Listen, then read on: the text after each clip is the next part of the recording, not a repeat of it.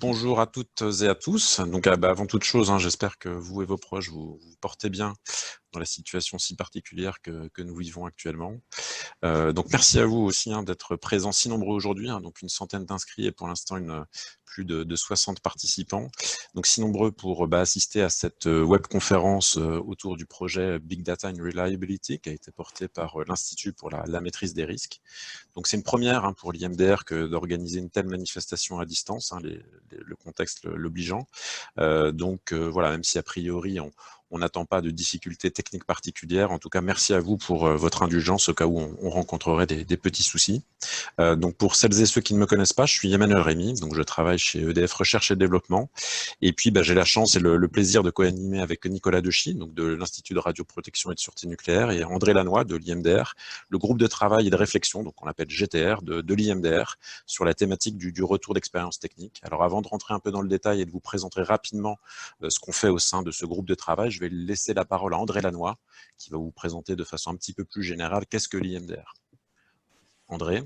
Oui, bonjour à tous. Donc, je vais vous présenter très rapidement l'IMDR. Il faut savoir que l'IMDR est un institut qui a été créé depuis une trentaine d'années. Cet institut est un institut bicéphale, à savoir que c'est d'abord une association savante qui comprend un certain nombre de groupes de travail et de réflexion.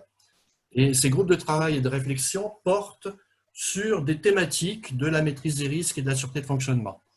Alors là, aujourd'hui, vous êtes accueillis par le groupe Retour d'expérience technique qui a organisé cette conférence. Le deuxième axe de développement de l'IMDR, c'est une coopérative, si on peut dire, qui s'intéresse à toutes les activités, les produits de l'IMDR. Alors les produits, ce sont des journées scientifiques, ce sont des formations, et puis ce sont des projets.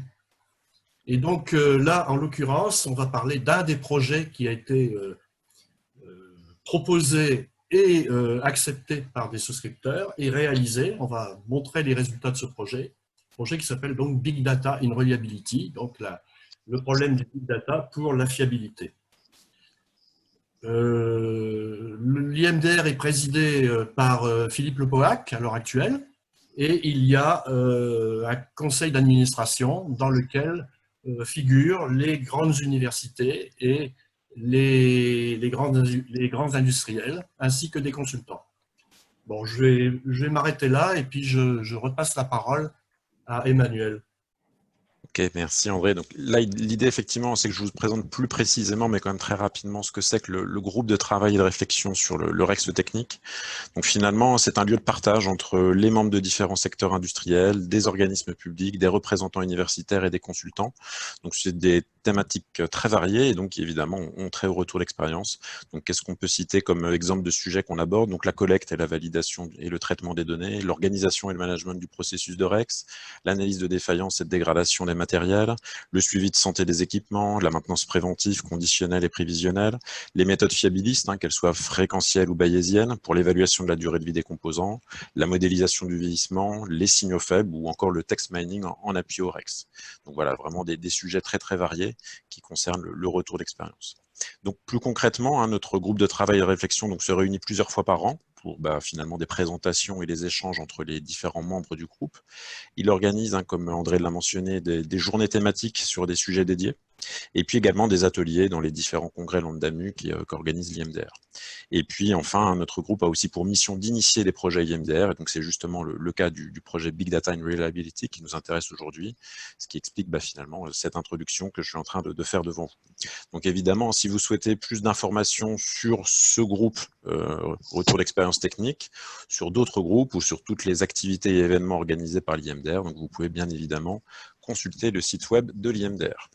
Donc, ne vous en faites pas, je ne vais pas m'étendre beaucoup plus longtemps, mais toutefois, avant de laisser la parole à Vianney Bordeaux, donc de la RATP, qui a piloté le projet IMDR, je souhaitais juste finalement préciser les règles du jeu, les modalités pratiques pour cet après-midi. Donc, pour celles et ceux qui ne l'auraient pas remarqué, donc par défaut, seuls les conférenciers peuvent prendre la parole. Donc, donc les autres participants ne peuvent pas intervenir à l'oral. Donc ce qu'on a prévu, c'est une présentation d'une petite heure environ, sans interruption évidemment, et donc on vous propose d'échanger seulement dans un second temps, après la présentation, pendant une petite quinzaine de minutes. Et en fait, on va échanger sur la base de questions et réponses que vous allez nous envoyer au fil de l'eau. Donc normalement, je ne sais pas si vous pouvez vous constater, mais donc vous avez un petit panneau QR, questions et réponses, en bas là sur l'interface de l'outil Zoom. Et donc normalement, vous pouvez nous envoyer régulièrement des questions au fil de l'eau. Et puis l'idée, c'est que Vianney et moi allons en sélectionner une partie qui seront ensuite, dans un second temps, posées aux différents conférenciers pour la session d'échange. Voilà, donc j'espère que j'ai été clair sur l'organisation, puis je pense avoir à évoquer les différents points importants. Donc quelques remerciements avant de laisser la parole à Vianney. Donc merci à vous tous, évidemment, d'être présents aujourd'hui. Merci à l'ensemble des souscripteurs du projet, évidemment, sans qui le projet n'aurait pas pu être lancé. Merci aux contractants qui ont réalisé le projet, qui est aujourd'hui représenté par les deux conférenciers, François Escudier de LGM et Martin Leloc de Quantmetry. Merci évidemment à IMDR et aux membres actifs de notre GTR. Et puis également un petit merci, enfin même un gros merci à Manon de l'IMDR qui nous a bien appuyé techniquement pour l'organisation de cet événement. Voilà, donc je vous souhaite évidemment une excellente webconférence et Vianney, je te laisse la parole pour introduire le projet. Merci Emmanuel. Donc effectivement, bonjour à toutes et à tous.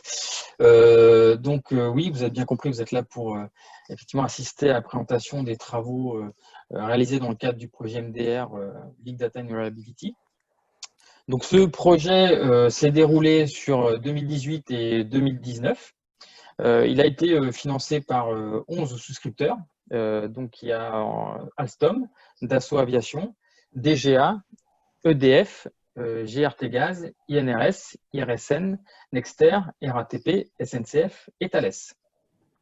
Donc ce projet, en fait, est né à la suite d'échanges au sein du groupe de travail et réflexion dont Emmanuel a parlé tout à l'heure, retour d'expérience technique, donc il co-anime ou copilote avec Nicolas Dechy et André Lannoy. Donc c'est en partie aussi à l'initiative d'André Lannoy que finalement ces échanges ont eu lieu au sein de ce groupe-là, sur le constat assez pertinent de finalement de la facilité technologique, une collecte plus facile, de nouveaux outils de traitement. Donc tout ça, finalement, nous ferait passer d'une période de trop peu de données à une période, pour le coup, à beaucoup de données, et finalement de passer d'une approche d'analyse statique à une approche éventuellement dynamique. Et du coup, l'idée, c'était à travers ce projet d'essayer d'appréhender, d'essayer de qualifier, d'essayer d'anticiper finalement quels pouvaient être les bouleversements sur le métier de la sûreté de fonctionnement qu'auraient ces différentes approches et ces différentes technologies, donc l'émergence de ces différentes technologies. Ce projet a reposé sur 4 grands principaux centres d'intérêt qui sont forcément les méthodes du big data, l'estimation de la fiabilité opérationnelle et la maintenance prévisionnelle, bien entendu, et aussi tout ce qui a trait à l'anticipation et aussi à la confiance dans les résultats, qui était aussi finalement un des maîtres mots du projet. Je vais essayer d'être assez succinct pour laisser comme la parole à François et Christophe et Martin. Mais globalement, voilà, il y a un cahier des charges qui a été construit au sein de ce GTR-là avec les 11 souscripteurs. Et ce cahier des charges s'est traduit en 7 grandes tâches. Et finalement, il y a eu aussi une tâche en plus qui a nécessité, on a décidé de mettre une tâche supplémentaire en lancement de projet pour affiner finalement les besoins des souscripteurs, étant donné que finalement, il y a eu quand même de nombreux souscripteurs. 11 souscripteurs, c'était assez conséquent, avec un cahier des charges conséquent. Donc du coup, à bien cerner tout ça, il a fallu faire une revue des besoins. Vous l'avez bien compris, effectivement aussi, c'est que nous avons retenu la proposition technique de l'association, la société LGM et Quantmetry, pour répondre et mener à bien ce projet. Donc LGM, de par son expertise dans le domaine de la sûreté de fonctionnement, de la maintenance et ses connaissances métiers sur les domaines abordés, et Quantmetry donc apporte son expertise sur le domaine du big data et son expérience sur les applications déployées. Je vais aussi en profiter moi pour remercier bien entendu la société LGM et Quantmetry, donc à travers François, Christophe Lestier et Martin Leloc pour la bonne conduite et la qualité du travail réalisé pendant cette année du projet. Également, bien entendu, les 11 souscripteurs qui ont contribué aussi à ce que le projet se fasse et plutôt dans une bonne humeur et aussi que finalement des regards pertinents et variés. Donc, il y a eu un beau partage d'échanges et de connaissances et de savoir. Et je remercie bien entendu l'INDR et particulièrement André Lannoy qui a été d'un grand support tout au long de ce projet-là. Et du coup, je vais laisser la parole plutôt, à Martin Locke de Campmétrie et de François Escudier et Christophe Lestier d'LGM. Merci, messieurs.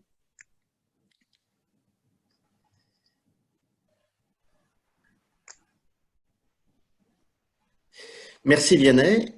Donc, je suis François Escudier, j'ai eu l'honneur de piloter cette étude de Big Data and Reliability.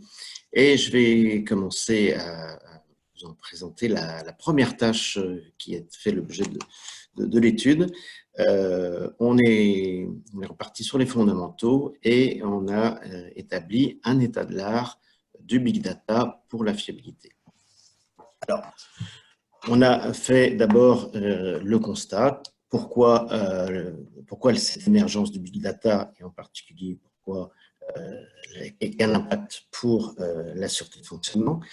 D'abord, c'est la démocratisation des technologies du numérique qui a entraîné une production croissante et exponentielle de ces données. Ce constat était prévu de longue date depuis la fin des années 40. Les spécialistes des bibliothèques américaines savaient que les maîtres linéaires entassant les documentations papier allaient s'étendre sur plusieurs dizaines de kilomètres. Et donc, le numérique est arrivé depuis et a fait cette croissance exponentielle. Du coup, ces données, on parle maintenant de données comme capital des entreprises. Et les rôles managériaux autour de la donnée n'ont fait que croître. Également, le rapide développement des performances, des capacités de stockage et de temps de calcul et de coûts de calcul a accompagné également une réduction des coûts associés, donc une certaine démocratisation et une diminution des coûts d'exploitation de ces données. Par ailleurs, on a constaté l'émergence d'autres technologies, celle des capteurs, appelés les objets connectés ou IoT, Internet of Things, qui a permis une démocratisation et surtout aux acteurs industriels d'être en capacité d'acquérir, de stocker, d'analyser et d'exploiter un volume croissant de données. Le tout pour optimiser leur chaîne de valeur. Alors, ça a d'abord eu un impact assez important dans le domaine de la supply chain pour maîtriser les flux tendus de production avec l'émergence de ce qu'on appelle l'industrie 4.0 et également une émergence pour l'introduction de capteurs dans les systèmes complexes afin d'optimiser leur disponibilité via l'usage, la surveillance de l'usage de ces systèmes et de données influant leur état de santé. Donc, c'est ce qu'on a vu par l'implémentation de HUMS, Health and Usage Monitoring System, ou de PHM.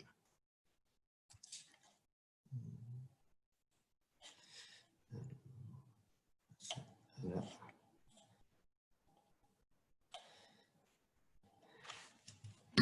Alors, concernant, on a d'abord aussi dans cet état de l'art fait une recherche sur des définitions.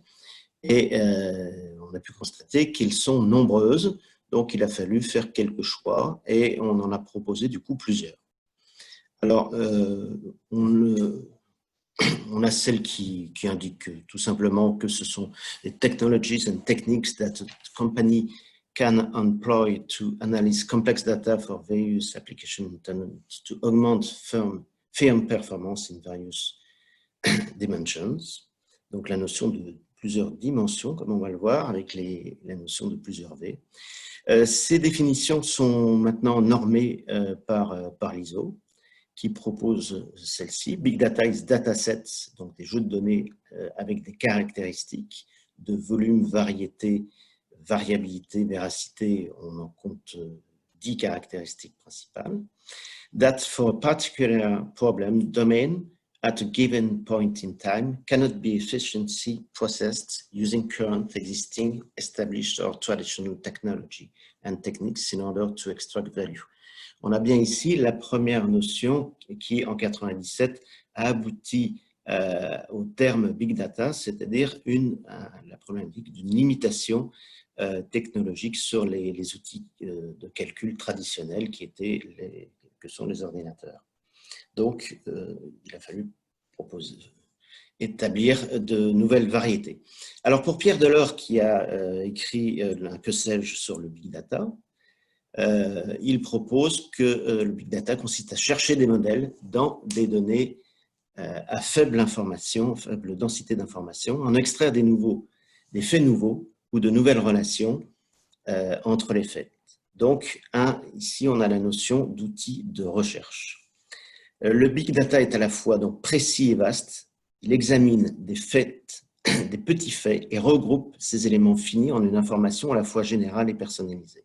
Comparé à un télescope et un microscope, un outil qui nous permet d'examiner des détails plus petits que ceux observés entièrement, mais aussi de voir les données à une plus grande échelle, révélant les corrélations qui étaient auparavant trop éloignées pour que nous les remarquions. Donc, c'est un outil qui va nous aider à trouver des aiguilles dans des bottes de foin.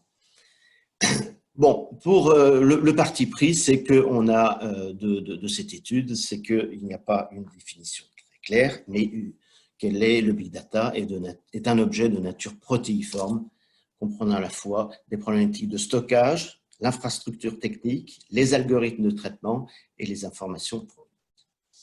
Je vais passer sur la diapo suivante. Alors, on vous a mis ici un extrait de l'état de l'art du livre blanc de l'AFNOR qui propose une cartographie. Vous voyez, donc là maintenant, il y a plusieurs définitions, mais il y a aussi une cartographie assez intéressante des différents axes de normalisation du Big Data, travail sur lequel s'est penché depuis maintenant un peu plus de 5 ans, l'AFNOR, et qui produit un livre blanc assez intéressant. Alors, en parallèle de ce progrès d'évolution de traitement des données, il a fallu de nouveaux outils. Et après, dans la continuité de ce qu'on utilisait pour fouiller les documents des bibliothèques, qui était le data mining, on a vu l'essor des techniques d'intelligence artificielle, avec notamment le machine learning, les réseaux de neurones, le deep learning et aussi le traitement automatique du langage. Puisque parmi ces données, on a une large variété, on a des données numériques, des documents, mais aussi de plus en plus des données vocales qu'il va falloir traiter de façon automatique.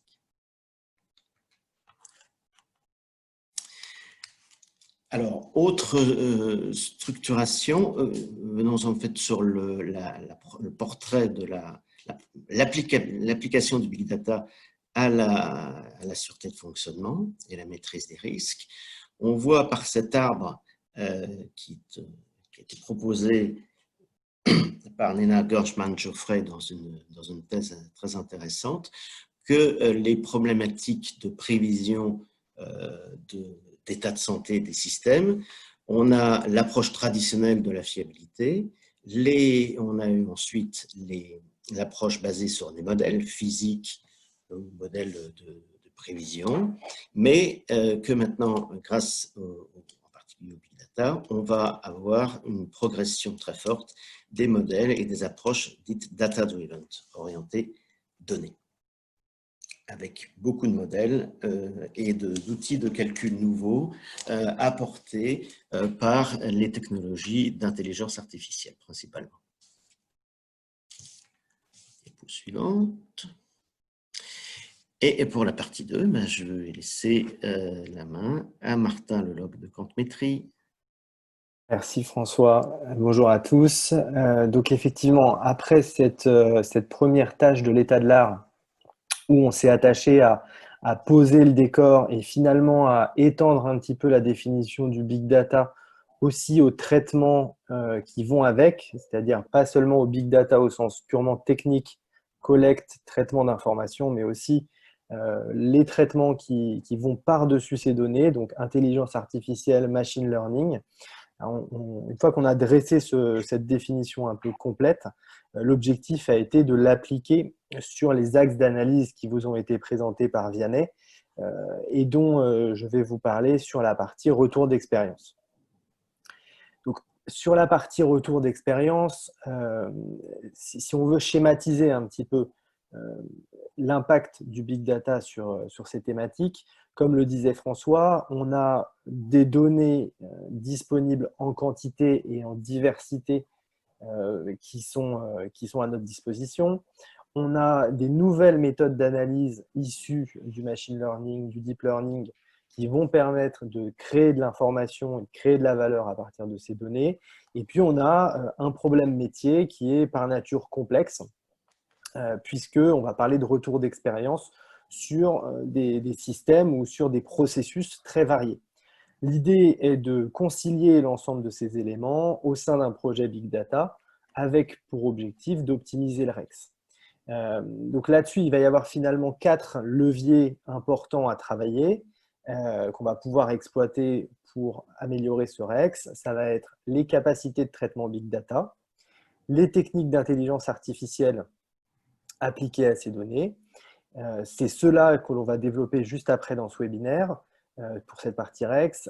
Il y en a 2 autres que je voudrais mentionner aussi parce qu'ils me semblent très importants. C'est la gouvernance de la donnée. On le verra un petit peu en fil rouge de cette présentation. On a la capacité à aller collecter de plus en plus d'informations, mais encore faut-il qu'elles soient en qualité et qu'on la maîtrise pour pouvoir en tirer de la valeur. Et puis enfin, c'est l'expertise métier. On y reviendra surtout dans la dernière partie du webinaire qui est dédiée aux évolutions des modes d'organisation avec le Big Data et l'IA.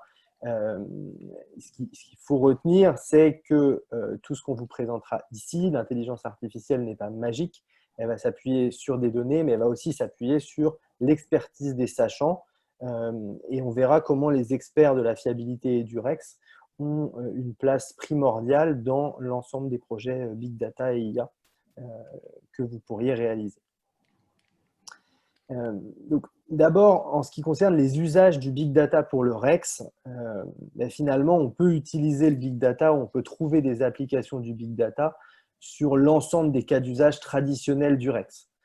Donc, on va en avoir qui vont être centrés autour d'une meilleure connaissance du système et des usages. Donc, pour finalement, grâce à la connectivité accrue qu'on va avoir, grâce à la remontée d'informations plus volumineuses, plus fines, on va être capable de mieux connaître l'utilisation du système. On peut prendre l'exemple du véhicule connecté, là où avant vous alliez contrôler un véhicule unitaire seulement lors de ses passages en garage, là vous allez avoir une information quotidienne, voire même minute par minute sur votre système, ce qui permet forcément derrière des usages en termes de retour d'expérience. Tout ça, ça va être un premier volet de cas d'usage. Le deuxième volet de cas d'usage, ça va être des cas d'usage plutôt orientés autour de la défaillance. On en parlera aussi lors du chapitre maintenance. Mais l'idée va être de mieux comprendre une dégradation, mieux comprendre une défaillance, notamment en ayant de l'information plus précise et plus volumineuse sur les conditions les conditions de défaillance, les conditions de dégradation. Donc là, on va pouvoir typiquement grâce au Big Data, venir préciser des usages et affiner finalement des profils de mission pour coller le plus possible à l'usage réel plutôt qu'à un usage théorique et donc à un retour d'expérience qui sera de plus en plus proche du réel.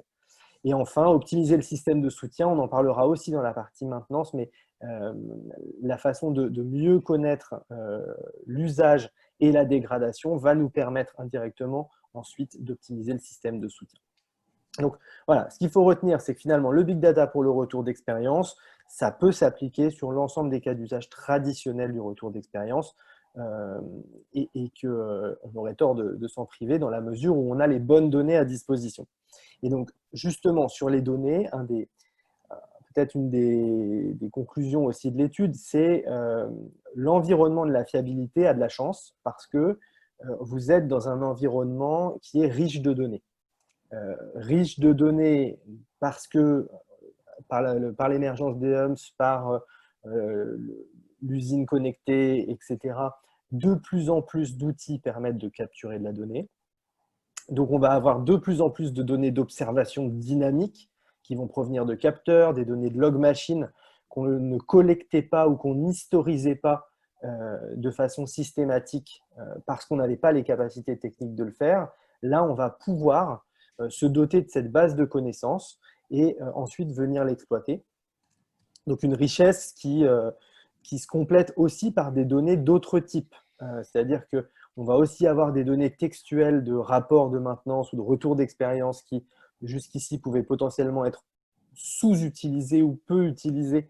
Emmanuel parlait du text mining qui se développe rapidement ces dernières années. Effectivement, ça va permettre d'aller chercher de l'information complémentaire dans une source de données qui, aujourd'hui, était peut-être parfois sous-exploitée. Vous allez avoir aussi des données visuelles de contrôle qui vont pouvoir être ajoutées aux analyses et qui vont pouvoir aussi être exploitées ensuite par la machine de façon à apporter de l'information dans le processus de retour d'expérience. Et enfin, des données exogènes ou de contextualisation. Je parlais tout à l'heure de mieux connaître les profils de mission et les conditions d'usage des systèmes. Ces données-là, qu'elles soient fournies en open data sur Internet ou qu'elles soient obtenues par des intermédiaires ou des partenaires qui pourraient vous donner ces informations-là, vont être autant de richesses qu'on va pouvoir mettre au profit du REX. Et donc, voilà, l'environnement est riche en data. On a des sources de données variées à exploiter. Et aujourd'hui, on a une opportunité qui est l'explosion sur ces dernières années des techniques d'intelligence artificielle qui vont permettre d'exploiter ces données. Donc, pour les données de capteurs dont je vous parlais tout à l'heure, on va avoir plein de techniques d'analyse de séries temporelles qui vont venir compléter les méthodes statistiques qui existent depuis bien longtemps. Sur la partie traitement automatique du langage, vous allez avoir aussi un vrai bouleversement aujourd'hui avec des nouveaux modèles, des nouvelles méthodes qui permettent d'aller extraire de l'information, résumer et extraire des thèmes aussi plus facilement depuis des rapports. Et puis sur la vision par ordinateur, il y a également eu depuis 3-4 ans des vraies avancées. On le voit récemment, d'ailleurs c'était la RATP qui contrôle le port du masque par ordinateur. On voit qu'aujourd'hui on peut très facilement en tout cas extraire de l'information depuis des flux vidéo ou depuis des images. Donc on a des données, on a des usages et on a des techniques. On a donc un vivier très prometteur en tout cas à l'usage du big data dans le retour d'expérience. Par contre, et c'est un peu comme tout, ça ne vient pas sans effort. On a un certain nombre de prérequis à l'exploitation qui sont identifiés dans l'étude. Là, j'en ai mentionné quelques-uns. Donc, la collecte qui doit se faire en qualité, la qualification des données, l'analyse, la préparation de tous ces datasets va demander du travail. Vous ne pouvez pas juste imaginer mettre un capteur sur un système et puis automatiquement, vous allez avoir votre retour d'expérience qui va être amélioré. Donc, pour ça, il y a tout un arsenal de techniques pour gérer des valeurs manquantes, des valeurs bruitées, des valeurs non significatives fonctionnellement que l'on détaille dans notre étude et qui sont à mettre en place en fonction des usages que l'on veut tirer sur le retour d'expérience. Pour illustrer un petit peu en fait, cette opportunité et la complexité d'aller chercher de l'information dans des nouvelles sources de données, et plutôt pour montrer aussi les nouvelles capacités qu'on a, on a orienté le cas test de l'étude justement sur deux aspects particuliers qui étaient le croisement pour créer de la continuité numérique entre des sources de données diversifiées, et puis un deuxième axe qui était d'exploiter de la donnée non structurée par l'intermédiaire de l'extraction d'informations depuis des bordereaux de réparation, donc des comptes rendus de réparation qui avaient été numérisés. Donc ce cas test, il a été réalisé grâce à un jeu de données fourni par Dassault Aviation, qui nous a fourni un jeu de données comportant 8 bases de données différentes, qui avait pour objectif de créer un outil d'aide à la décision qui permettait de d'évaluer la probabilité qu'une pièce d'avion, donc dans ce cadre-là, c'était d'un Falcon, soit réellement défaillante suite à des pauses. Donc, c'est ce qu'on appelle NFF, donc No Fault Found, dans le jargon d'assaut aviation, et qui avait pour objectif de diminuer ce taux de No Fault Found en essayant d'objectiver la décision par rapport au renvoi fournisseur. Donc, pour réaliser ça, on avait à notre disposition un jeu de données donc avec 8 sources, comme je le mentionnais, des sources qui étaient très rapprochées par rapport à l'avion. Donc, on allait avoir des trames issues de l'avionique, on allait avoir des rapports aussi de maintenance, et puis des informations qui sont peut-être plus éloignées, en tout cas de la pièce, qui étaient des comptes rendus d'échanges avec les clients et de remontée de panne, qui étaient des bordereaux fournisseurs qui donnaient le statut donc, de la pièce une fois qu'elle avait été retestée par le fournisseur. Et donc, toutes ces sources de données diversifiées, l'objectif, c'était de les mettre ensemble de façon à être en mesure de créer un algorithme qui va pouvoir dire cette pièce-là, on l'a déposée et je pense que c'est un no fault found, donc il faut ou il ne faut pas l'envoyer au fournisseur. Donc, évidemment, dans le cadre de l'étude, on n'a pas pu réaliser l'intégralité de ce projet-là, mais on a décidé de se concentrer sur les deux aspects qui nous paraissaient bien illustrer cette capacité nouvelle à venir agréger beaucoup d'informations auparavant peu utilisées. Donc, la première, ça a été l'exploitation de données non structurées par OCR. Donc, ce qu'on a fait, c'est qu'on a récupéré une base de rapports fournisseurs qu'on a pu, grâce à des techniques de computer vision, donc de vision par ordinateur, récupérer, réorienter, normaliser l'ensemble de ces bordereaux. Dans les bordereaux, identifier des zones d'intérêt qui vont permettre de récupérer de l'information sur la pièce. Donc, typiquement, on allait extraire les champs date de revue par le fournisseur, le champ référence de pièce, et puis le champ statut. Est-ce que c'était un no fault found ou est-ce qu'au contraire, ils ont bien trouvé un défaut au moment du test? Donc ça permet de construire une partie du jeu de données. Et ce jeu de données-là, ainsi que l'ensemble des calls clients qu'on avait pu avoir, ils ne sont pas reliés directement et nativement à l'information issue de l'avionique. Quand vous avez un client qui vous appelle, il ne vous appelle pas au même moment que la défaillance sur l'avion. Il va vous appeler un petit peu plus tard et donc il va falloir créer ce lien entre des informations temporellement retardées par rapport à votre défaillance. Et donc, pour faire ça, l'idée, ça a été d'utiliser pas mal de techniques de préparation de données et notamment des algorithmes de rapprochement d'événements. Là, dans le cadre de l'étude, c'était DBSCAN, pour venir créer des clusters entre des données issues de l'avionique et des données issues plutôt de la partie après-vente, vie courante du système. Donc, les conclusions de ce cas test, finalement, c'est que ces techniques aujourd'hui, elles sont matures.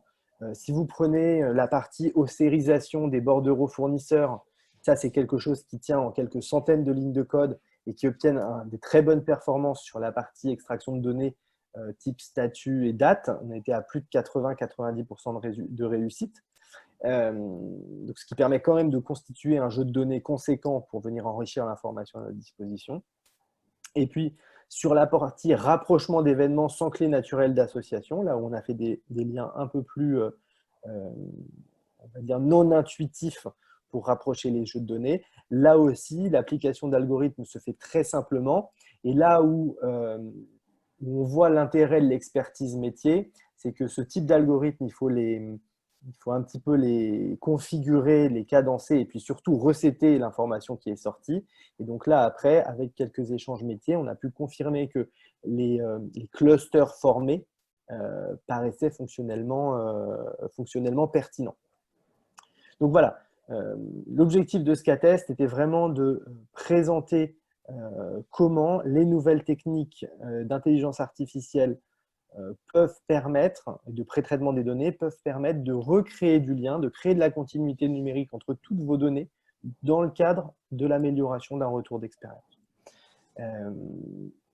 si on veut synthétiser finalement l'apport de ce big data et de ces nouvelles sources de données et de ces nouvelles méthodes.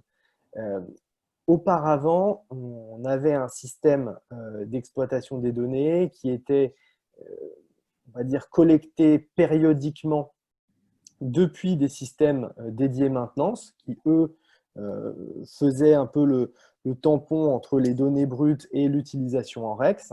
Ensuite, on avait une analyse des données, une prise de décision a posteriori qui ensuite venait se réinjecter dans les bases de données de retour d'expérience. Donc, c'était un petit peu ça le mode de fonctionnement nominal.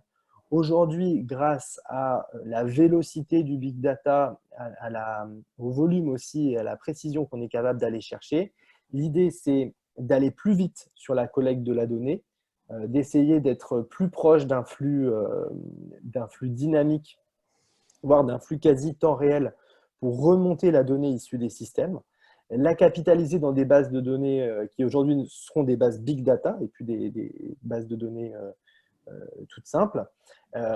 Et dessus, on va venir enrichir les analyses de données qui sont faites. Alors, toutes les analyses de données et les retours d'expérience qui existaient précédemment vont pouvoir continuer à être faits. Mais à ça, on pense qu'il est pertinent aujourd'hui d'ajouter des briques d'aide à la décision, des briques renforcées par l'intelligence artificielle et par l'apprentissage machine, de façon à avoir une prise de décision plus dynamique. Donc, en synthèse, sur le retour d'expérience, l'impact du big data va être, de passer d'un REX qui était plutôt statique à un REX dynamique, avec cette notion de connectivité accrue et de récolte plus régulière des informations. Et puis, d'un mode aussi plutôt générique, on faisait souvent le REX sur un ensemble de systèmes ou un ensemble de composants, là où on va pouvoir descendre de plus en plus à un mode individualisé, puisqu'on est capable de collecter de l'information à la maille de l'individu beaucoup plus facilement. Et donc, on va voir que ce que j'ai raconté là se prolonge aussi sur les cas fiabilité et sur les cas maintenance. Et donc, du coup, je vais passer la parole à Christophe pour la partie fiabilité. Ok, merci Martin. Vous m'entendez? C'est bon? C'est bon. Ok. Donc effectivement, comme vient de le dire Martin, on va passer en fait d'un REX statique où on avait quelques données à une fréquence faible à un REX plutôt dynamique avec beaucoup de données provenant de bases différentes, donc des groupes de données aussi exogènes qu'on est assez peu habitué à utiliser forcément en fiabilité. Donc de ce fait, on a des nouvelles opportunités qui vont s'offrir aux fiabilistes et à la fiabilité. Donc aussi bien sur la partie méthode statistique. Donc c'est vrai que les études de statistiques en tant que telles vont donc probablement voir leur utilisation diminuer. On va avoir moins d'événements de type panne et plus d'opportunités de capter de la donnée de dégradation. Donc les résultats des méthodes statistiques donc, seront associés du coup avec des degrés d'incertitude plus forts si on a moins de données initiales. Et enfin, au cas où les variables donc, considérées initialement importantes s'avèrent en réalité un facteur de risque important, ce que l'on ne soupçonnait donc pas, alors l'appel au modèle physique déterministe sera très probable, ce qu'on verra après. Ensuite, il y a tout ce qui est fiabilité prévisionnelle avec l'utilisation de recueils. Donc, au départ, on était plus sur des 1000, on est en train de passer donc, sur des recueils de type de plus en plus FIDES. Ces recueils vont se retrouver de plus en plus alimentés parce que le big data va nous permettre d'avoir encore plus de données sur les facteurs qui amènent à la dégradation et donc à la défaillance des systèmes. Donc, on va se retrouver avec des recueils normalement plus poussés et plus précis.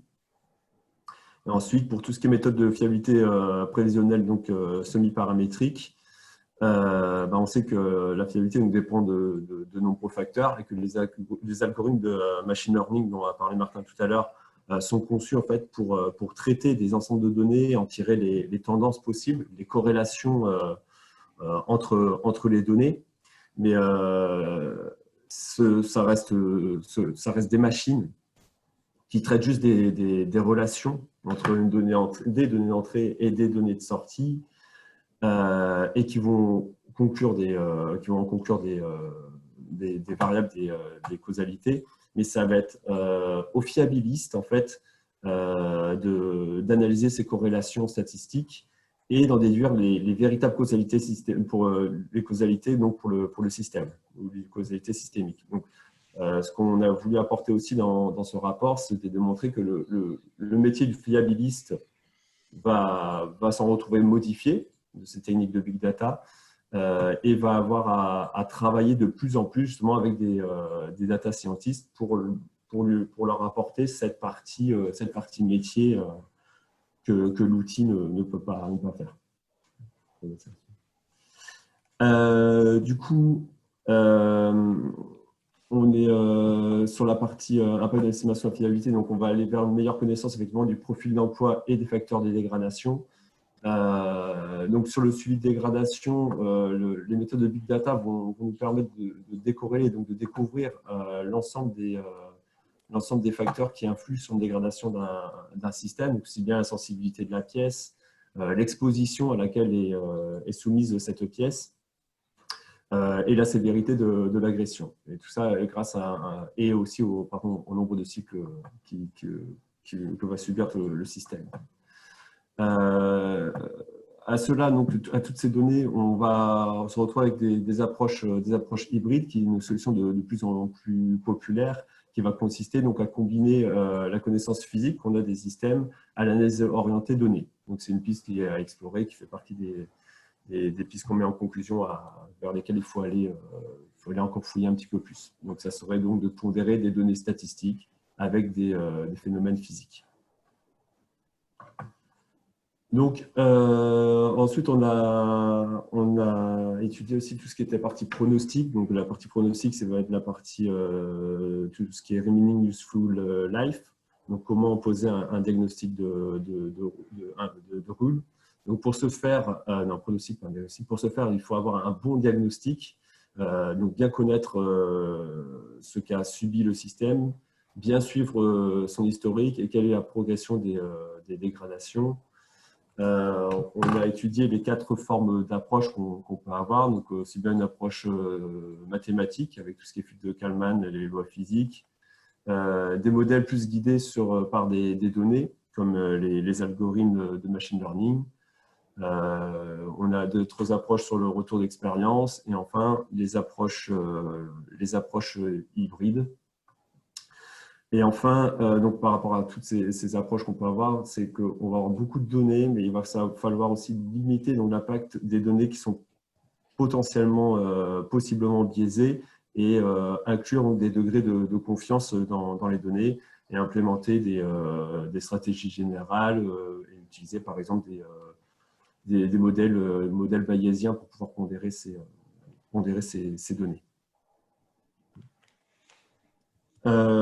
Tout cela donc, nous a permis du coup de passer dans l'impact de la fiabilité du big data sur la fiabilité nous a permis de constater qu'on était avant plus dans des modèles orientés de données où on utilisait du retour d'expérience, des modèles mathématiques donc de façon plutôt statique. Ça nous permettait d'avoir des prévisions de haut niveau applicables à tous les systèmes avec une faible prise en compte donc, du contexte opérationnel.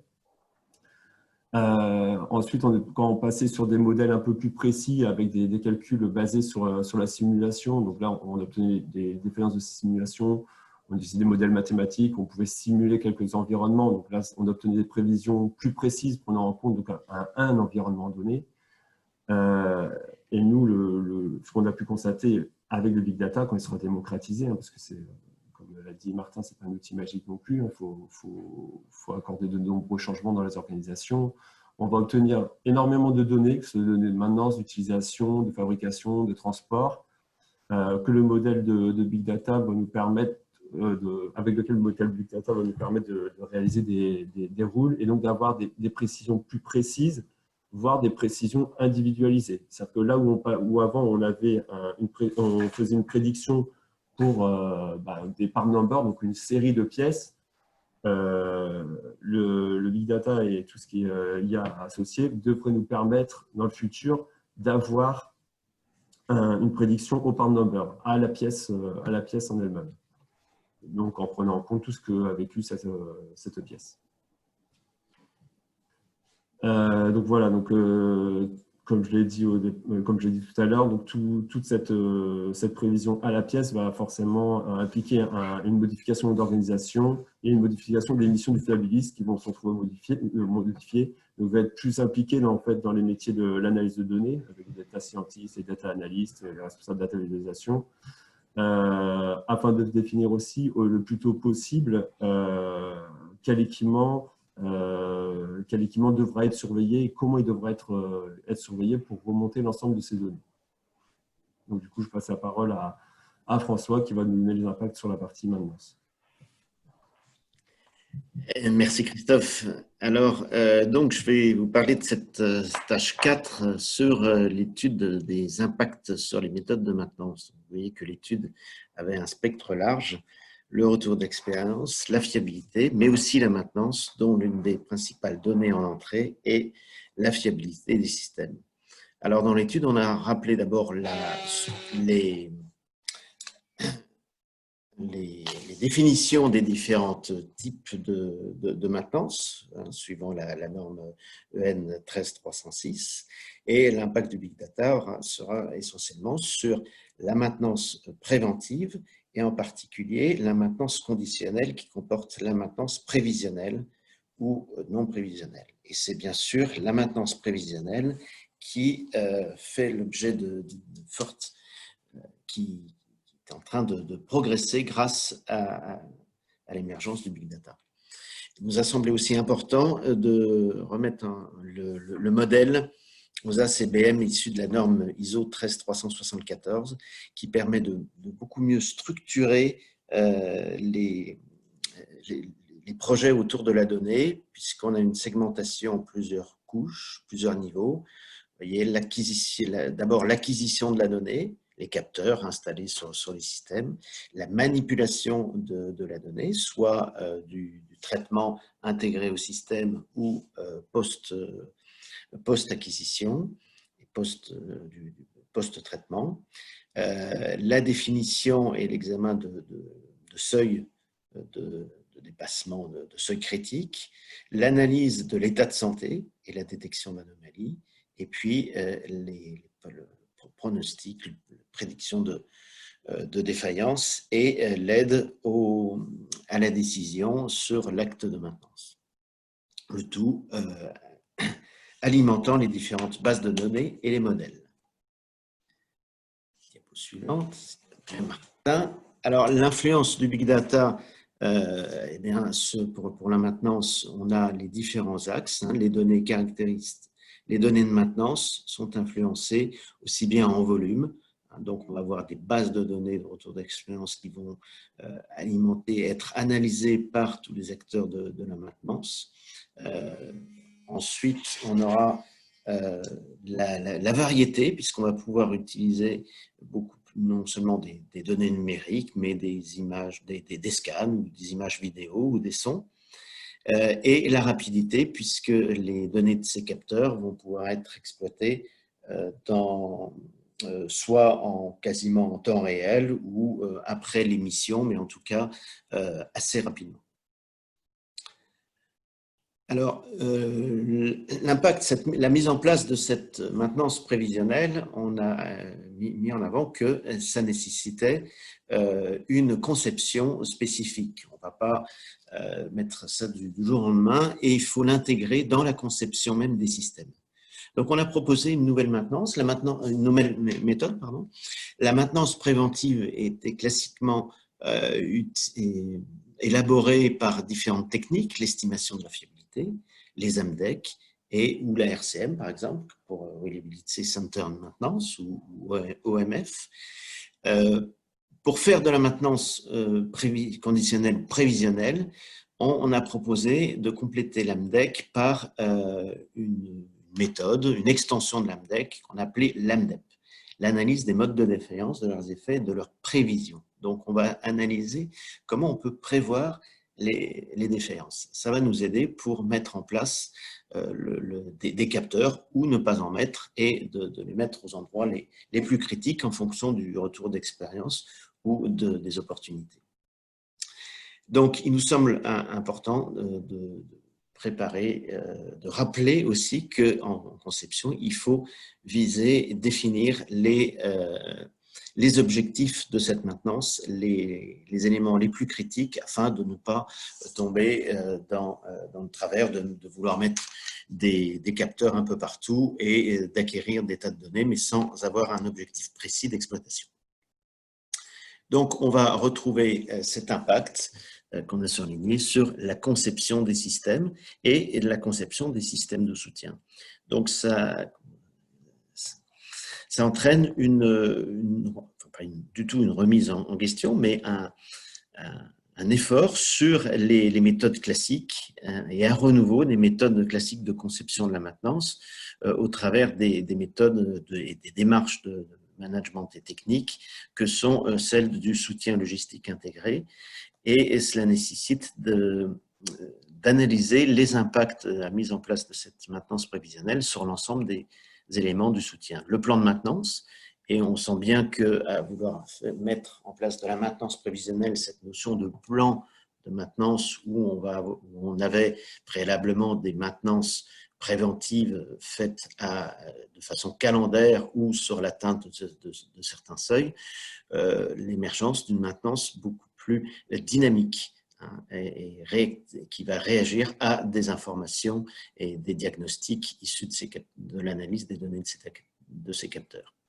On aura aussi un impact notoire sur la définition des personnels, puisqu'on a une augmentation de la technicité et des outils, et chaque maintenancier va contribuer à améliorer les performances de diagnostic. Un impact sur la formation, sur les rechanges, une nouvelle dynamique des flux peut être envisagée, une optimisation, sur les outillages et les moyens de test qui eux-mêmes deviennent de plus en plus numériques et contribuent à l'acquisition de nouvelles données sur la maintenance, sur les infrastructures et la documentation technique. Donc, il faut également un fort impact en conception de cette maintenance. L'impact du Big Data sur cette conception de la maintenance est important. Il faut donc le prendre au plus tôt dans les nouveaux programmes ou dans les programmes de reconstruction à mi-vie ou de forte modernisation des systèmes, afin de profiter pleinement de ces objectifs et cette promesse d'amélioration de la disponibilité via la maintenance prévisionnelle pour réduire les coûts de maintenance corrective ou les impacts de l'indisponibilité des systèmes. Donc, il faut conduire une ingénierie qui prend en compte ces évolutions technologiques. On va mettre de nouveaux capteurs, donc il faut d'abord définir les grandeurs à mesurer. Étudier ensuite l'intégration de ces capteurs, à quel endroit on va les mettre, quel type de capteurs. L'émergence de nouveaux capteurs ne cesse de s'accroître, de plus en plus miniaturisés, capables de traitement embarqué et de mode de transmission des données. Mais évidemment, ces capteurs ne sont pas infaillibles et il faudra étudier leur fiabilité afin d'avoir une information pertinente. À noter aussi la tendance des constructeurs d'équipements dans de nombreux systèmes à proposer des équipements déjà équipés de capteurs. Donc à ce moment-là, il sera intéressant d'étudier la possibilité d'intégrer les données de ces capteurs dans le traitement global du système. Il faudra étudier ensuite les lois du vieillissement, les seuils d'alerte et identifier les algorithmes à développer, ce qui prend un temps certain. Voilà. Et ensuite, on utilisera le REX. Si on a mis en place un Big Data pour utiliser le REX, on disposera d'un gisement de données plus intéressant pour nous aider à concevoir ces nouveaux systèmes. On va passer sur la diapo suivante, merci. Donc, en conception de la maintenance, il faut très tôt intégrer l'organisation de la maintenance. On va avoir une maintenance de plus en plus dynamique, même agile. Donc, il faut identifier les différents scénarios de maintenance prévisionnelle de façon à identifier les différents seuils. La prise en compte des scénarios opérationnels, les seuils d'entretien, les contrôles associés, et comment on intervient en maintenance préventive ou corrective. Dès ce stade, on va aussi étudier les risques de dérive des informations. Parce que finalement, on cherche à réduire le nombre de pannes, intervenir plus vite, et si l'on intervient plus vite en faisant de la prévisionnelle, on aura un nombre de pannes qui va décroître. Donc, moins d'informations, moins de retours d'expérience. Alors, en conception de maintenance, une fois les premiers scénarios définis, on peut identifier les impacts de soutien qui représentent les plus forts postes de coût. On va étudier les impacts sur les rechanges et les flux associés, les besoins en outillage, les rechanges les plus gros, on va les positionner à des endroits de stock qui vont réduire les temps de transport, qui vont tenir compte des infrastructures disponibles quand on a un système mobile comme un système aéronautique, par exemple. On va identifier aussi l'impact des outils de plus en plus intelligents, les outils connectés, qui vont aussi contribuer à l'amélioration, à l'augmentation du nombre des données de retour d'expérience associées. Il y aura aussi à tenir compte d'un impact fort sur la documentation, le besoin d'une modularité plus importante de façon à adapter la documentation aux différentes tâches de maintenance qui peuvent être envisagées à tout moment. Un impact fort sur la formation. On a besoin de techniciens de maintenance qui devront être beaucoup plus techniques et familiers avec le traitement de l'information. Et puis, on voit clairement qu'il y aura un gros effort à faire sur les systèmes d'information logistique qui devront prendre en compte cette analyse et ces différentes alertes. Voilà, alors, ces deux petites figures pour vous montrer aussi l'impact des outillages, l'impact de la documentation. On va mettre en place de plus en plus d'algorithmes. Tout ça, ça fait partie du système de maintenance, mais ces algorithmes, il faudra qu'ils soient fiables, pérennes, qu'on puisse les faire évoluer en fonction de l'arrivée de nouvelles données de REX. Et donc, il faudra les documenter eux aussi comme les différents éléments du système. Donc, toute cette chaîne de valeur devra être documentée. On a noté aussi un impact fort sur la suite de la maintenance. Là, le passage, une fois que le système est en opération, a un impact fort sur le maintien en condition opérationnelle. Et pour bénéficier de tous les apports du Big Data et de cette mise en place, de cette conception de la maintenance prévisionnelle, il faut organiser suffisamment tôt le MCO associé. Donc, une nouvelle organisation de la maintenance, comme je l'ai dit, de plus en plus agile, une nouvelle organisation des systèmes d'information. On va avoir des tableaux de bord beaucoup plus complexes et du pilotage de la maintenance beaucoup plus centralisé, de façon à bénéficier de cette agilité et à exploiter l'ensemble des données et très vite réagir. Il faudra mettre en place des systèmes de mesure de la performance de la maintenance pour vérifier que ces investissements associés à ce développement de maintenance prévisionnelle portent bien ses fruits. À noter aussi qu'il y aura un fort impact sur les contrats la contractualisation de la maintenance et notamment entre équipementiers d'un système pour définir à qui appartient l'information et donner des licences d'exploitation de ces données pour bénéficier de leur analyse, de l'amélioration possible des équipements et de la réactivité sur la maintenance. Il y aura aussi à mettre en place la supply chain appliquée à cette nouvelle maintenance et pour éviter les surstocks. Enfin, on mettra en place une ingénierie du MCO, c'est-à-dire le traitement de ces données de retour d'expérience, les évolutions, l'ingénierie des évolutions des systèmes, le traitement des obsolescences et de pérennité des systèmes. Tout cela mettant en avant une coactivité accrue des experts de maintenance, du retour d'expérience, des bureaux d'études et des équipes et des experts en fiabilité.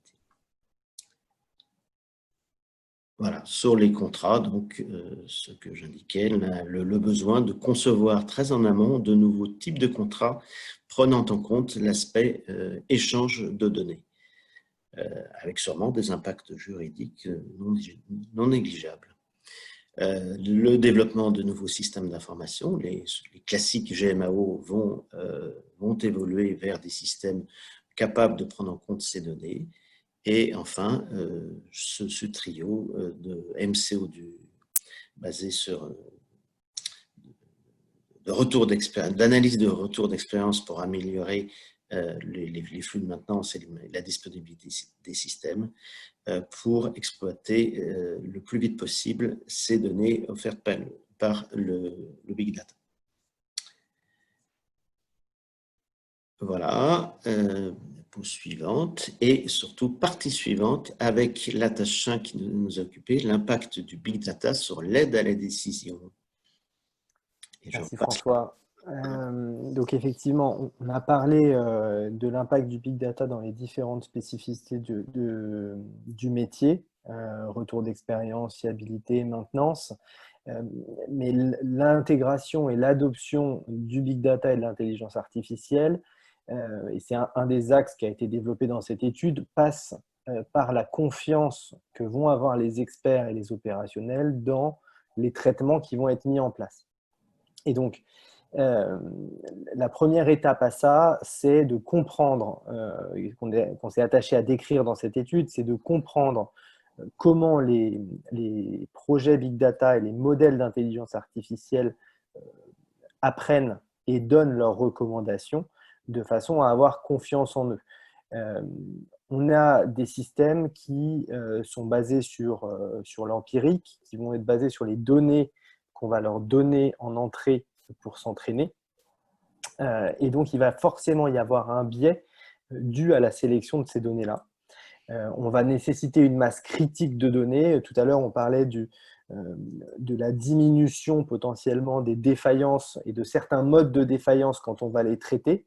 Effectivement, si vous avez entraîné un algorithme à détecter un mode de défaillance A, que vous traitez ce mode de défaillance et que maintenant vous cherchez le mode de défaillance B, l'algorithme ne va pas trouver tout seul le mode de défaillance B. En tout cas, ça dépend des techniques, mais globalement, il y a quand même cet enjeu de penser réentraînement, de penser finalement à quelle va être la façon dont mon algorithme va décider pour que je puisse l'intégrer dans mes processus. Donc, cette confiance dans l'algorithme, elle se bâtit d'abord dans cette compréhension et dans cette connaissance de la façon dont l'algorithme est construit et entraîné. Ça va aussi se baser dans la façon, et là, il y a un rôle très important de l'expert métier à jouer, dans la façon dont on va évaluer la performance. Quelle va être la performance de mon modèle et est-ce que je suis à l'aise avec la mesure, la métrique qui a servi à évaluer cette performance. Donc, dans la définition de la métrique de performance, il y a un vrai rôle de la part du fiabiliste et de la part de l'expert pour co-construire cette métrique d'évaluation et bien se l'approprier de façon à ce que l'algorithme finalement soit jugé de la même façon que vous estimez devoir le juger. Et donc ensuite, il y a un arbitrage à faire entre le niveau de performance actuel d'un algorithme et sa limite théorique, dans le sens où vous pouvez mettre en place des algorithmes, obtenir des premiers niveaux de performance, ensuite aller chercher les points de performance complémentaires, ça va demander un travail significatif. Travail significatif de modélisation, travail significatif d'ajout de données complémentaires, de données exogènes ou de données endogènes. En tout cas, ça va demander un effort. Donc, il va toujours y avoir ce ratio à trouver entre peut-être quel coût de maintenance je suis en train d'essayer de diminuer grâce à mes algorithmes versus quel va être l'investissement à faire pour venir optimiser et augmenter ma performance de l'algorithme. Donc voilà, il y a toute une attention particulière à avoir sur cette logique de la confiance dans l'algorithme et sur sa construction en support avec l'expertise métier. Ce qu'on décrit dans le rapport, c'est que l'IA ne remplace pas l'expert, mais qu'elle vient l'appuyer dans sa prise de décision. Il y a une construction qui est faite avec les équipes, et donc l'IA à la fin est plus comme un membre de l'équipe fiabilité, comme un membre de l'équipe maintenance, mais n'est pas la maintenance à part entière. Donc il faut vraiment le voir comme ça, comme un complément, comme un expert qui donne son avis sur la base des données qu'il a analysées, plus que comme la seule vraie vérité, qui a toujours un regard critique à avoir, une analyse critique des résultats à fournir. Analyse critique qui peut être difficile parce que vous avez aujourd'hui une grande variété des modèles qui existent. Vous pouvez aller du modèle le plus simple, qui est une régression linéaire, jusqu'à un modèle très complexe qui va être un réseau de neurones à multiples couches et qui va être très difficilement interprétable. Donc, il y a tout un enjeu aussi dans l'impact du big data sur l'aide à la décision, d'être capable d'interpréter, d'expliciter ces algorithmes et de les expliquer pour faciliter la prise de décision. Parce que si on vous donne une information mais que vous ne la comprenez pas, vous n'êtes pas forcément, vous n'allez pas lui faire confiance et vous allez finalement ne pas changer votre façon de décider sur ces thématiques.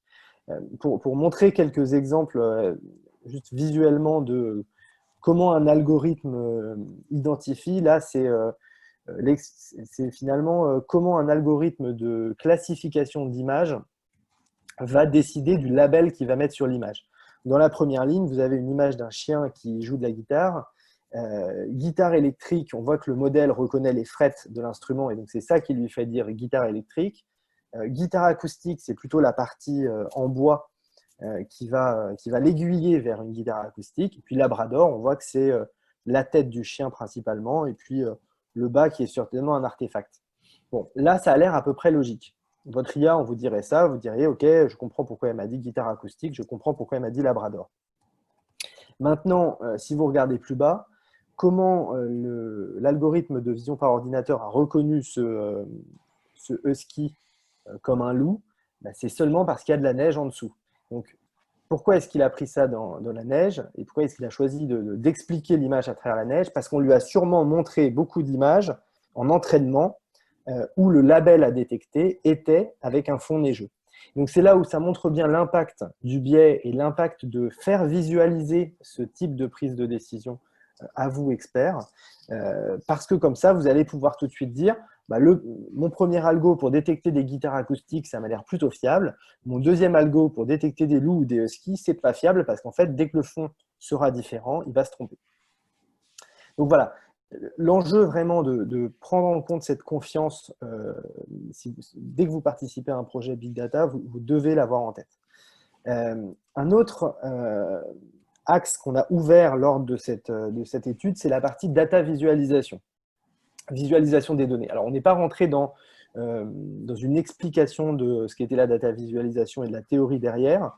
L'enjeu a été plutôt de se dire quelles sont les spécificités qu'il va y avoir pour les usages de maintenance et de fiabilité. S'il faut retenir deux choses, la première, ça va être qu'il est très important de co-construire les dashboards et les visualisations, les tableaux de bord qui vont être mis à la disposition des opérationnels ou des experts sur ces sujets.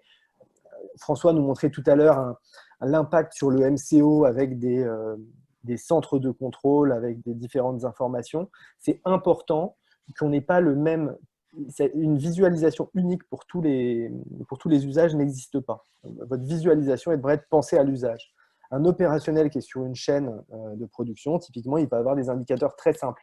Au contraire, un expert qui a besoin d'analyser, lui, va avoir plus de finesse dans les données à disposition pour pouvoir visualiser et tirer de l'information aussi de son big data.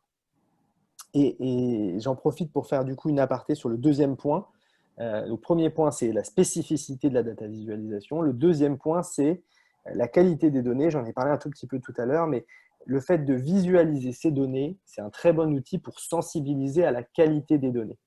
Et grâce à ça, vous allez pouvoir voir des défauts de données, vous allez pouvoir identifier des valeurs aberrantes, vous allez pouvoir mieux comprendre aussi les données que vous obtenez et qu'on met dans les algorithmes de Big Data et d'IA.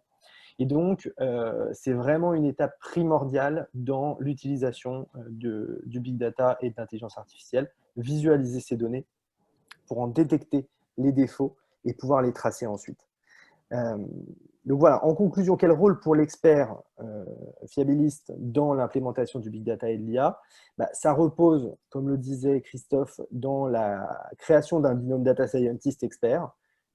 L'un ne fonctionnera pas bien sans l'autre, qui intervient sur toutes les phases d'un projet data. Et ça, c'est un point très particulier. Le data scientist, il va souvent être utilisé sur un cas d'usage particulier où il va être positionné pour sortir un algorithme qui va améliorer la prédiction de la rue de tel ou tel système. Bon, c'est très bien, il va faire avec les données qu'il a à disposition et qui sont disponibles. Mais ces données-là, elles ont été spécifiées et recétées à un instant totalement différent. C'est-à-dire qu'elles ont été spécifiées, si on prend l'exemple d'un gros projet industriel avec des systèmes complexes, si ça se trouve plusieurs années avant leur utilisation en termes de cas d'usage de maintenance ou cas d'usage de fiabilité. Donc ça, c'est un point crucial à avoir en tête et comme conclusion aussi de cette étude, c'est que les décisions faites aujourd'hui pour concevoir des systèmes de collecte de données, des systèmes de récolte, des systèmes de codage, de codification, etc., vont impacter les usages que vous en ferez pendant les prochaines années. Quand vous développez un boîtier électronique communicant, les specs d'aujourd'hui vont conditionner les usages de demain et même d'après-demain. Puisqu'après, une fois que ce sera dans les systèmes, il faut penser ça sur plusieurs mois, plusieurs années. Donc, c'est vraiment important de comprendre qu'il y a une coexistence entre une phase très cycle en V de développement de systèmes industriels et une phase d'exploitation où là, on va avoir des usages Big Data IA beaucoup plus agiles peut-être, mais qui vont être conditionnés par ce qu'on aura fait lors de cette phase de développement. C'est pour ça que j'insiste sur conception lors de cette phase de développement et qualification. La recette est très importante aussi, puisqu'elle conditionnera tout le reste et garantira une qualité de données utile.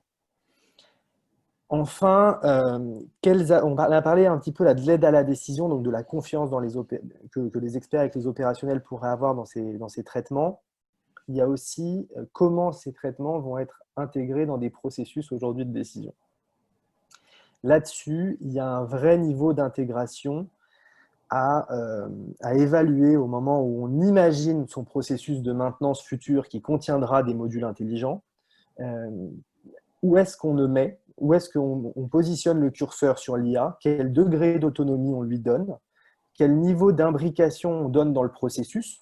Est-ce que l'IA a autonomie jusqu'à un certain niveau de confiance dans sa prédiction? Est-ce que ça passe systématiquement par la validation d'un opérateur humain? Voilà, ça c'est vraiment des choses à avoir en tête lorsque vous concevez votre processus de maintenance ou même votre processus tout court futur. Et c'est d'autant plus vrai que ça fera très certainement l'objet d'une future réglementation européenne. Vous avez un livre blanc qui se termine actuellement sur l'IA excellente et de confiance pour l'Union européenne, dont une des recommandations est de placer sous réglementation et donc sous audit certains usages de l'intelligence artificielle, notamment dans des processus où la sécurité est importante. Et donc, je pense que sur certains usages en sûreté de fonctionnement notamment, on aura très vite des réglementations qui vont tomber, je pense, dès 2021. Et enfin, peut-être un point aussi sur le droit à l'intervention humaine. C'est quelque chose qu'on voit de plus en plus apparaître, en santé notamment. Vous imaginez bien que l'intelligence artificielle rentre petit à petit dans les dispositifs de santé. Et donc, quelque part, quand vous voyez aujourd'hui les performances qu'a une IA pour détecter un mélanome, Vous pouvez vous dire qu'il vaut mieux se faire détecter par une intelligence artificielle que par un expert, mais néanmoins, vous pouvez aussi vous dire que vous voulez avoir la garantie humaine et le droit à l'expert. C'est quelque chose qui se fait de plus en plus en médecine, et je pense que c'est quelque chose qui va arriver dans le domaine de l'industrie, où malgré tout, on aura des bouts de processus où il y aura de l'IA à l'intérieur, et où on pourra demander le droit à l'expert et faire valoir son droit à l'expert pour venir challenger les décisions qui ont été prises par le big data et par la donnée. Donc en synthèse, l'IA ne peut pas remplacer les experts et les opérationnels, mais doit les aider dans leur quotidien. La confiance repose sur la co-construction. La connaissance métier est cruciale pour l'optimisation de l'exploration et de l'exploitation des données. Et visualiser les données et comprendre ce qu'il y a derrière la boîte noire est primordial. Et là-dessus, il y a des techniques qui existent, qui sont détaillées dans l'étude, qui permettent de donner des éléments pour ça. L'objectif, in fine, de l'impact du big data dans les décisions, c'est quand même d'avoir une décision plus rapide pour les opérationnels, plus fiable. On apporte plus d'informations, on est capable de préparer, de faciliter la prise de décision, et plus fine pour les experts. Ça a donc un impact, je vais essayer d'aller assez vite sur cette partie-là. On a un impact sur l'organisation et les compétences. Vous allez pouvoir voir l'intelligence artificielle apparaître dans les organisations de plein de façons différentes. Certains vont s'organiser en silos, certains vont être très centralisés au contraire. D'autres vont être diffusés dans les différentes entités ou dans les différentes équipes. Le tout est de trouver finalement comment fonctionne aujourd'hui la mise en œuvre de l'intelligence artificielle dans vos équipes et comment trouver le bon positionnement pour être efficace par rapport à vos cas d'usage. Ce qu'il faut retenir, c'est qu'on entend souvent parler aussi de POC, pilote. Ça peut avoir, selon les personnes et selon les sensibilités, des significations différentes. C'est important, quand on parle de fiabilité, quand on parle de système industriel, quand on parle de sécurité, d'être au clair avec ce qu'on attend. Et donc, là, on en propose une définition dans le cadre de l'étude, mais soyez attachés à ce qu'on met derrière pilote, POC ou outil industriel. C'est très important. On a vu aussi émerger à travers ce big data et l'IA tout un ensemble de titres en data quelque chose, data analyst, data scientist, data engineer.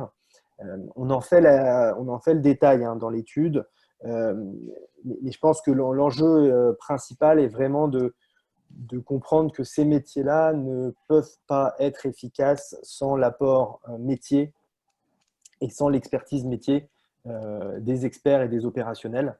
Et donc, promouvoir le dialogue et promouvoir les équipes mixtes sur ces sujets-là est un facteur clé de succès pour l'application de Big Data à la fiabilité. Et enfin, je finirai rapidement par ça, avant qu'on passe aux questions. Comment se former et développer les compétences. On a la chance aujourd'hui, et on le teste en ce moment même, de par la situation, d'avoir de plus en plus de modes de formation, de modes de partage interactif et numérique. Et la data et le big data l'utilisent pour beaucoup, que ce soit par l'intermédiaire de MOOC sur Internet, de formation en interne dans vos entreprises ou en externe, ou de meet-up. Ça va vraiment vite. Il y a beaucoup de choses à apprendre pour être en mesure de co-construire ces algorithmes-là. Et donc là-dessus, en tout cas, il y a beaucoup de ressources disponibles. On avait fait une petite sélection dans l'étude que je vous inviterai à consulter. Donc, n'hésitez pas en tout cas à promouvoir ça aussi et à faire cet effort aussi de monter dans ce train-là, puisqu'on pense que ce sera vraiment structurant pour les métiers de la fiabilité dans les prochaines années à venir. Et très rapidement ici, c'est l'exemple de plusieurs sociétés qui ont débuté ces actions de formation et de sensibilisation autour du thème de la data et du big data, qui vont par exemple sur des entreprises comme La Poste jusqu'à des formations avec Le Wagon, qui est un organisme assez disruptif de formation à coder. Vous avez des entreprises comme la Maïf qui ont un background très comment dire, éthique et qui du coup ont été posés la question de façon claire sur l'ensemble des processus où ils ont de l'IA, est-ce que c'est éthique ou non, et comment ils font en sorte d'informer leurs souscripteurs et leurs adhérents sur le fait que ce mail-là, il a été répondu par une intelligence artificielle, de façon à être très transparent là-dessus. Et puis Engie et Vinci qui ont inscrit ça dans leur plan stratégique et qui ont des équipes dédiées à la communication sur ce thème-là, de façon à dynamiser les échanges entre des opérationnels et entre des équipes plus techniques connaissant ces aspects Big Data. Je te laisse peut-être conclure, François. Oui, mais avec vous. Merci, Martin.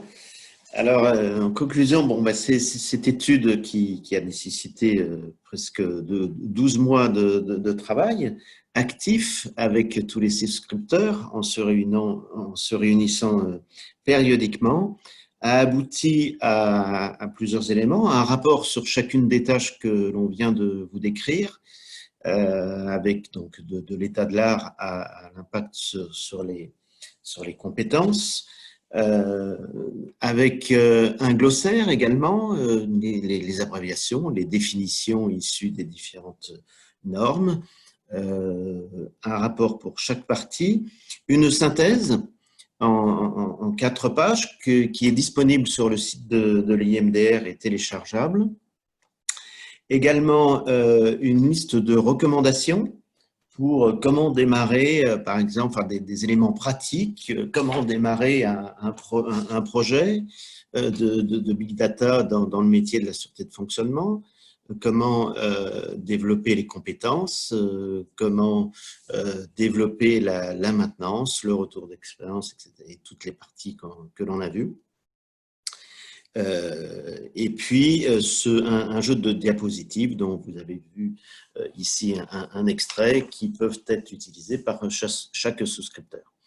Les conclusions de l'étude, c'est la nécessité, donc, vous avez pu le voir par les différentes présentations, une opportunité de capter un retour d'expérience beaucoup plus riche, beaucoup plus dense, beaucoup plus rapide et donc beaucoup plus dynamique, à condition de maîtriser de nouveaux outils, comme tous les outils mis à disposition par l'intelligence artificielle, des systèmes d'information et des systèmes de stockage associés, et le couplage d'un expert et d'un data scientist principalement.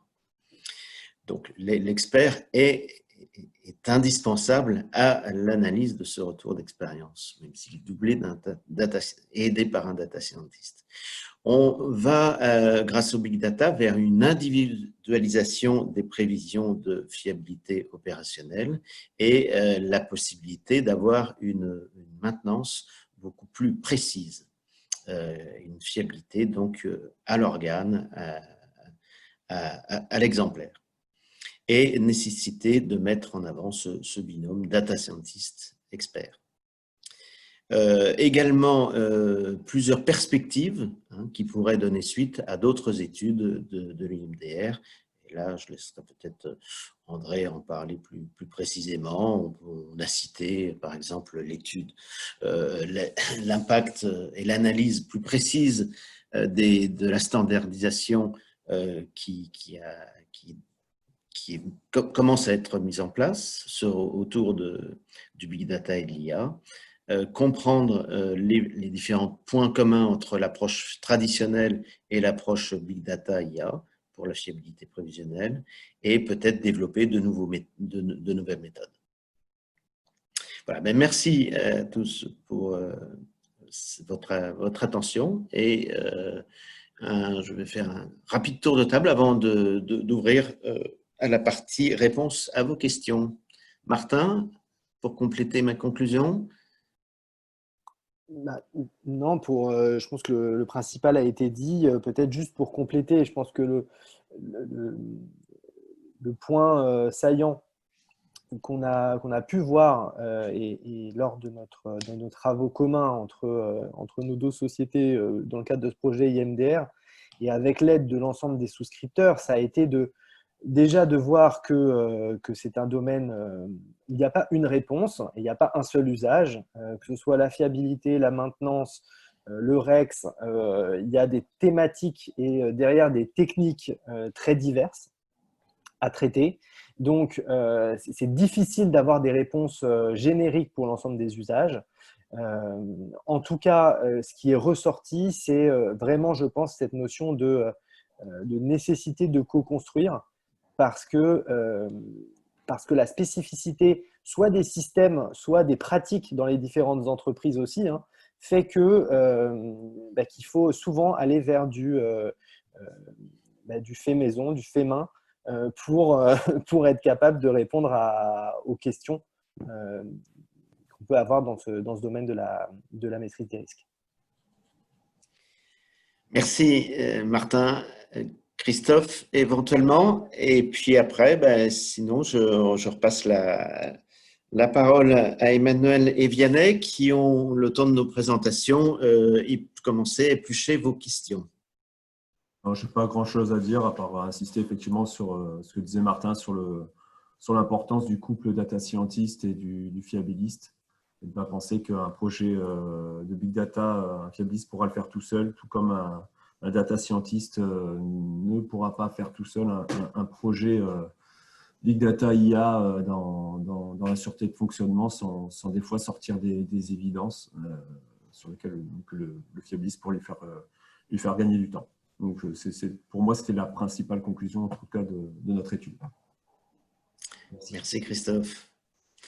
Ouais. Alors, eh bien, tourne vers notre standard. Voilà. Tout d'abord, François Martin et Christophe, merci à vous pour cette présentation très riche, hein, je pense qui a vraiment intéressé beaucoup nos différents spectateurs et participants. Alors, pour vous laisser quand même quelques instants pour reprendre votre souffle, on a peut-être une petite question là, que je vais adresser à André, hein, qui représente l'IMDR, sur l'accessibilité finalement des résultats de ce projet. André, est-ce que tu peux nous en dire un peu plus? Certaines personnes se sont demandé si les transparents seraient accessibles. Voilà, comment est-ce qu'on peut consulter les résultats du projet? Est-ce que tu peux nous en dire un petit peu plus, s'il te plaît? Oui, je peux en dire quelques mots. Donc, vous savez que les projets IMDR sont, je dirais, payés par des souscripteurs. Et donc, les résultats de ces projets leur appartiennent pendant 3 ans. Et ces projets deviennent accessibles à des prix très faibles après 3 ans. Alors, néanmoins, pendant les 3 premières années après la fin du projet, il est possible d'acheter le projet au prix du ticket de souscription, au prix de souscription. Donc, vous pouvez l'acquérir. Et puis, il est possible de venir le consulter sur le site de l'IMDR, enfin, sur le site géographique de l'IMDR, donc à l'adresse de l'IMDR. Vous pouvez venir le consulter, le feuilleter, sans prendre de photocopie, mais vous avez le droit de prendre des notes, mais vous pouvez vous rendre compte un peu du contenu du projet. Alors, il faut savoir aussi qu'à l'Assemblée générale de l'IMDR, on présente un résumé du projet, donc vous pouvez aussi avoir une information lorsque notre prochaine Assemblée générale aura lieu.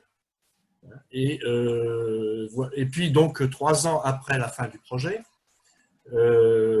généralement, si notre comité de lecture est en accord, le projet est diffusé à un tarif beaucoup plus faible que celui du ticket de souscription initiale. Voilà donc pour la diffusion. Donc, cet aspect de copropriété du projet par les souscripteurs et l'IMDR fait qu'il n'est pas possible de diffuser les résultats, quels que soient ces résultats, que ce soit le texte, les diapositives ou le guide. Néanmoins, vous avez un résumé de synthèse, que je considère très, très bien d'ailleurs, hein, et qui a été rédigé et qui est téléchargeable sur le site de l'IMDR. Vous pouvez le trouver très facilement sur le site de l'IMDR. Alors, je profite d'avoir la parole sur les projets pour dire que vous voyez que l'IMDR engage des projets. Alors, si vous allez sur le site de l'IMDR, vous verrez qu'il y a une dizaine, une quinzaine de projets en cours de souscription et qu'on attend des souscripteurs. Mais je voulais insister sur le fait que dans ces projets, il y en a 2 qui sont directement, je dirais, en conséquence de ce projet Big Data, qui sont en relation et en suite du projet Big Data. Alors, le premier projet, qui a d'ailleurs beaucoup de souscripteurs déjà, hein, mais il nous en manque quand même, concerne les méthodes de statistique d'analyse du texte libre, du texte libre, hein, par les théories d'analyse du langage. Donc là, c'est un sujet important parce que vous avez dû vous rendre compte que le retour d'expérience est de plus en plus écrit, qu'il demande beaucoup de temps pour l'analyser, et que si on pouvait être analysé, s'il pouvait être fait, cette analyse pouvait être faite, et cette validation pouvait être faite automatiquement, ce serait bien intéressant. Et donc, d'où ce projet sur les méthodes statistiques. Et le problème qui est posé, c'est quelle méthode statistique peut-on utiliser? Et puis on s'est aperçu dans des études qui ont été faites dans différents organismes que l'interprétation de ces méthodes statistiques était difficile. Et donc, on veut aussi privilégier l'utilisateur de ces méthodes statistiques à la façon d'interpréter les résultats obtenus par les modèles. Le deuxième projet important, alors il a été évoqué par Christophe dans son exposé à 2 ou 3 reprises, ça concerne les dégradations. Plus on sera bon en IA et en maintenance prévisionnelle, moins on aura de défaillances et plus on sera peut-être capable de mesurer, grâce à nos capteurs dont a parlé François, on sera peut-être capable d'avoir des mesures physiques qui permettront d'analyser les dégradations. Et donc, nous avons mis en œuvre une fiche projet sur l'analyse de dégradation qui devient un sujet très important, un sujet très important de la maîtrise des risques, de la fiabilité et de retour d'expérience. D'où la raison de la mise en place de ce projet. Donc vous avez de la mise en place de ce projet. Vous avez donc deux solutions, 2 perspectives pour continuer à travailler sur le big data. Et je vous encourage, ce serait intéressant pour tout le monde, je pense, de cotiser, de souscrire à ces 2 projets. Je te relaisse la parole, Emmanuel. Parfait, merci André pour toutes ces informations et ces précisions. Donc, ce que je vous propose maintenant, c'est que assez rapidement, on essaie de balayer les questions que vous nous avez fait parvenir pendant la présentation. Donc, on va les prendre les unes après les autres. Alors, ce n'est pas forcément un exercice facile, hein, puisqu'on peut avoir un peu de lag entre les questions et puis la présentation. En tout cas, on va essayer d'y répondre le plus précisément possible. Alors, la première, une question assez générale, hein, finalement. Est-ce que le thème de la sécurisation des données recueillies a fait l'objet d'une analyse particulière dans le cadre de cette étude? Alors, je ne sais pas si François, tu souhaites répondre à cette question. Est-ce que ce sujet de sécurisation des données, qui est évidemment important, a fait l'objet d'une analyse particulière dans le cadre de ce projet? Moi, si je peux répondre, en fait, vas-y. Ouais, il y avait une volonté quand même, étant donné que le cahier des charges était assez conséquent, les aspects sécurité de données ou impact sécuritaire de l'utilisation des méthodes Big Data a volontairement été mis un peu de côté, sinon ça allait prendre vraiment le pas sur le projet. Ceci étant dit, les aspects sécurité au sens cybersécurité ont été abordés dans l'état de l'art, si je ne me trompe pas, avec les aspects de vulnérabilité. J'ai dû le répéter, je n'ai pas réussi. Vulnérabilité, un fameux V des 10 V du Big Data. Et du coup, voilà, c'est abordé un peu dedans via les aspects cybersécurité et je dirais l'architecture réseau pour la remontée de l'information et la sécurisation des informations, mais pas plus que ça. Je ne me trompe pas, François et Martin? Non, effectivement, c'était mis à côté, en marge de l'étude, sinon ça aurait fait beaucoup plus de travail, c'est un pan entier. Ouais. Du sujet très, très important, hein, une contrainte à prendre en compte, mais qui fait l'objet aussi d'autres C'est ça, ça a été une orientation au projet dès le départ. Au même titre qu'on a écarté tout ce qui est justement aspect architecture de remontée d'informations des données. On a considéré justement qu'on était au stade sur un projet data, on était au stade justement d'avoir les données et non pas de la construction du réseau permettant la consolidation et le regroupement des données, qui est aussi une part très importante entendu des projets. Parfait, merci. Alors ensuite, seconde question, donc au niveau de la diapositive numéro 15, alors est-ce que quelqu'un peut remonter sur cette diapo-là? Voilà, où on doit évoquer donc finalement la qualification. Est-ce que c'est un prérequis? Est-ce qu'un cadrage ne peut-il pas être défini préalablement à la collecte? Donc si on revient à la 15. Donc c'est tout ce qui concerne évidemment le REX et l'impact du REX. Alors, donc effectivement, sur la qualification est-elle un incontournable? Quand j'emploie le terme qualification à ce moment de la présentation, ça concerne la vérification de la cohérence fonctionnelle des données qui sont consommées pour le cas d'usage en particulier. Mais en fait, ce point-là, il est bien plus important et même il est mentionné un peu dans le moment du cycle en V, dont on parle un petit peu plus tard. Finalement, la meilleure qualification possible et qui, elle, est incontournable, c'est la recette des systèmes électroniques, donc de capteurs, et la recette du système de remontée des données, de collecte des données, où vous pouvez aussi avoir des anomalies qui apparaissent. Un exemple pour illustrer ça, que certains de mes data scientists ont rencontré chez un de nos clients, un capteur qui a été spécifié pour donner une altitude. Et puis, c'est une altitude. Et puis, en fait, quand vous analysez les données en bout de chaîne, vous avez 20% des datas qui remontent des altitudes négatives, voire très négatives. Donc là, ça veut donc dire que vous avez 20% de votre information qui est inutilisable et vous devez bien comprendre à quel moment la qualification n'a pas bien été faite. Est-ce que c'est au niveau du capteur en lui-même qui défaille, où il y a une défaillance, ou est-ce que c'est dans la remontée d'informations? Et donc, c'est vraiment pour ça que cette notion de spécification de ce que je vais remonter dans des trames connectées ou ce que je vais remonter dans mes différents capteurs et comment je vais le resetter par mes équipes métiers est très importante. Et donc, ce n'est pas juste un enjeu technique, c'est bien aussi de regarder ce qui est remonté fonctionnellement. Donc, pour répondre, je dirais que oui, la qualification est un incontournable dans les différentes phases du projet. Très bien, merci Martin. Alors, question suivante. Alors, je crois que ça s'adressait à Christophe, non? Donc sur les big data dans de telles applications sont-elles par nature du fait des filtrages nécessaires? Donc il y a tout un pré-process des données, classification, catégorisation. Et donc finalement, est-ce que les data sont à l'abri de corrélations fallacieuses, spurious correlations en anglais? Je peux répondre là-dessus. Vas-y Martin, oui. Alors, je ne sais pas s'il y a beaucoup de littérature sur ce sujet et d'ailleurs, c'est un vrai axe de progrès aujourd'hui de l'IA et du big data, ce qui va être tout autour des réseaux bayésiens aussi, notamment pour essayer d'aller chercher de la causalité dans ces corrélations.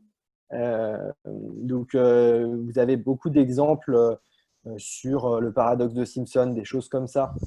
Et effectivement, en employant des techniques big data de façon brute et justement peut-être aussi sans cet apport de l'expert métier dont on parlait, vous pouvez tomber dans ce type de corrélation fallacieuse. Mais c'est bien pour ça qu'on pousse aussi pour que ce type d'application soit bien faite en collaboration, pour que par des itérations et par des comportements très critiques vis-à-vis de l'IA, on puisse identifier ces corrélations fallacieuses et corriger les modèles. Parfait. Merci Martin. Donc, question suivante sur les AMDEC. Donc, les AMDEC qui permettent d'identifier a priori dans un système les éléments, les maillons les plus faibles qu'il faut surveiller au cours de l'exploitation du matériel. Et finalement, la question, c'est est-ce qu'on ne peut pas se poser l'idée de se dire que les techniques d'IA pourraient éventuellement remplacer les AMDEC ou servir à identifier ce qu'il faut surveiller. Et donc, auquel cas, on irait positionner les capteurs sur la base de cette analyse issue du big data. qui est-ce qui éventuellement… Ouais, effectivement, dans notre étude, on aborde cette problématique-là, hein, de savoir où est-ce qu'on va les mettre, où est-ce qu'on peut mettre les capteurs, qu'est-ce qui doit remonter. Donc, c'est cette notion d'AMDEP qu'on a proposée en fonction des potentielles conséquences en fait, des défaillances. Où est-ce que je vais aller mettre mes capteurs? Et en fait, c'est beaucoup en relation avec l'effet de la défaillance. Donc, on a tout un chapitre qui en traite, qui propose une méthodologie. Parfait, merci Christophe. L'AMDEP ne vient pas se substituer à l'AMDEC, hein, qui reste, à mon avis, indispensable, mais la prolonge pour mieux aider à avoir les points critiques sur lesquels il peut être pertinent de mettre des capteurs, sans tomber dans l'errance d'en mettre partout, y compris parce que derrière, ça aura un coût. C'est ce que disait un peu finalement Marc. De moins en moins cher, il y aura un coût de stockage, un coût d'analyse, un coût de traitement.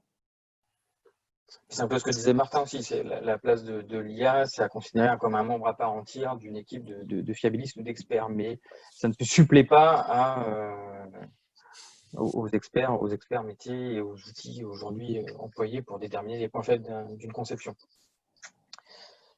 Il y a une autre question du coup qui est aussi relative, je pense, quand on parlait des sujets d'interprétabilité des modèles et du coup les conséquences qu'on pouvait finalement en tirer, à savoir qu'on ne pourrait explicitement pas utiliser des modèles type réseau de neurones du fait de leur interprétabilité plutôt délicate.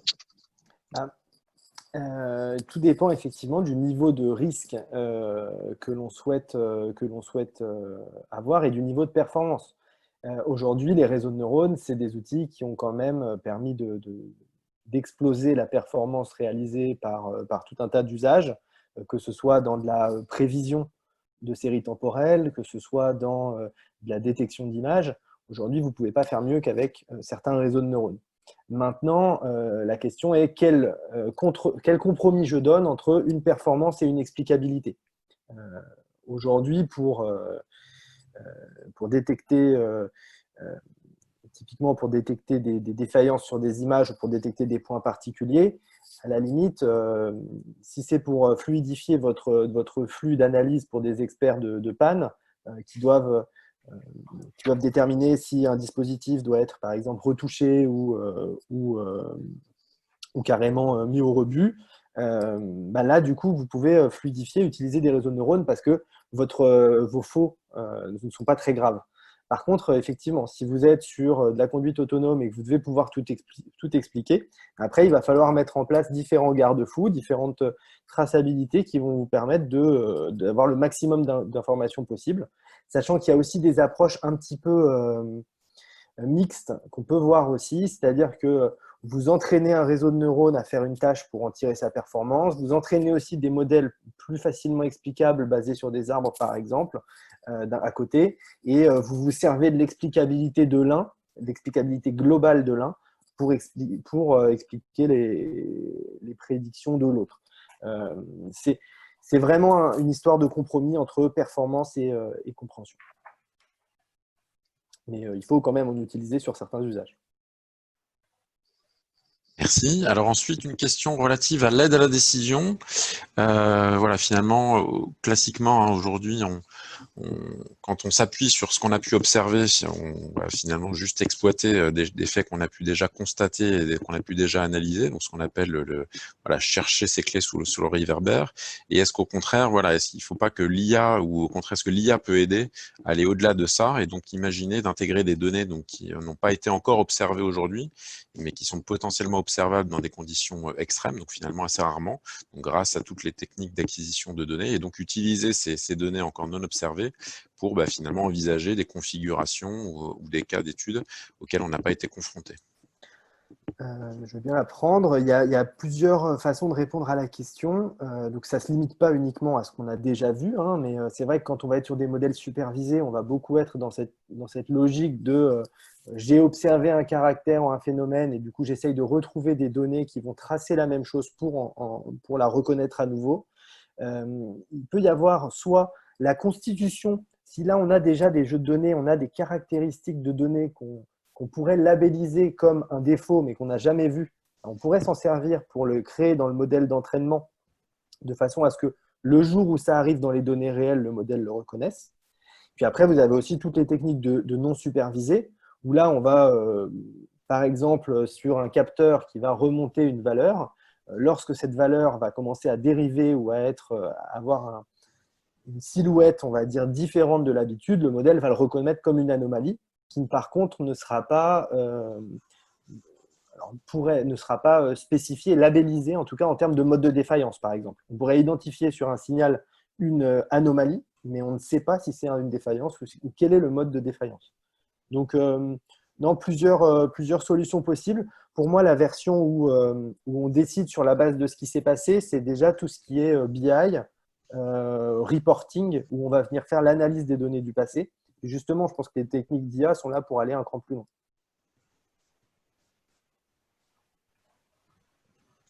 Parfait, merci Martin. Alors ensuite, il y a une question voilà, sur l'application de ce genre de technique à des cas d'études ou des cas tests côté EDF. Et finalement, est-ce que voilà, les approches qui ont été présentées ne pourraient pas servir à alimenter en données de fiabilité les études probabilistes de sûreté? Alors là, je peux éventuellement peut-être la prendre, hein, donc juste pour étant d'EDF, même si je ne travaille pas spécifiquement sur ces sujets-là. Donc en tout cas, effectivement, tout ce qui concerne le big data côté recherche et développement, ce sont des technologies, des techniques sur lesquelles on travaille. Et aujourd'hui, hein, le domaine d'application, c'est effectivement tout ce qui concerne la surveillance des matériels. Du fait qu'on va mettre de plus en plus de capteurs sur nos machines, on essaie finalement d'exploiter ces informations-là pour essayer de faire de la détection précoce d'anomalies, donc anticiper des comportements anormaux, voire même des défaillances sur des machines qui pourraient survenir.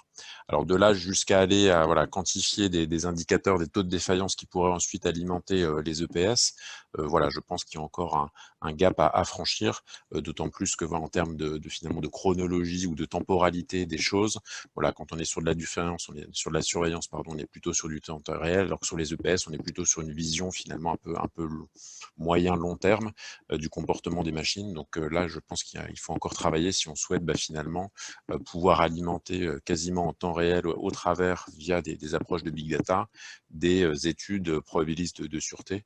Je pense qu'il y a des choses à faire. Alors ensuite, on avait une autre présentation, je pense qu'André y a déjà répondu finalement sur le partage de la vidéo de ce webinaire, donc ce sera un non pour toutes les raisons qu'a évoqué André. Alors ensuite, sur le SHM, donc le Structural Health Monitoring, voilà, donc aujourd'hui, il y a cette gestion des données, donc à la fois la gestion informatique, mais aussi tout ce qui concerne finalement la qualification, hein, l'assurance qualité, on pourrait dire, des outils de traitement, donc traitement, voire même de stockage de l'information. Donc est-ce qu'aujourd'hui, pour vous, quel est le niveau de TRL de l'IA? C'est pas forcément une question simple. Qui souhaite y répondre?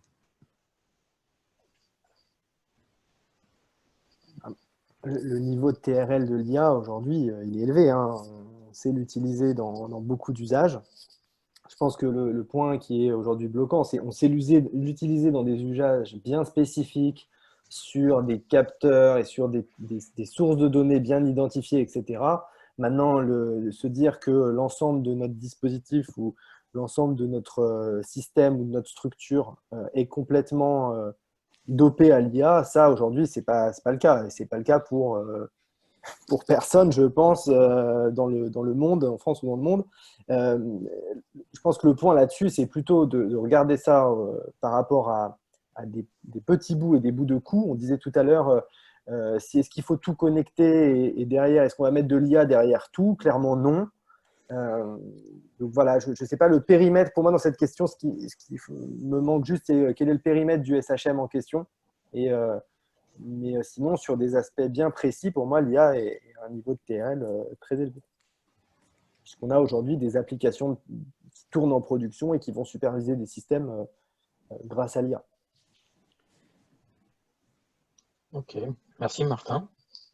Je propose qu'on passe à la question suivante. Si jamais on va préciser éventuellement le périmètre du SHM, peut-être le faire via le chat.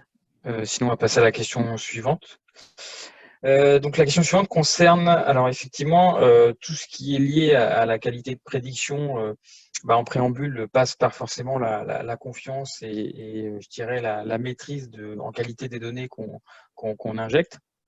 Et du coup, la question, on revient sur le fait qu'effectivement, ça demande un investissement, donc du coup, d'une mise en place d'une architecture sur justement la donnée, la gestion de la donnée.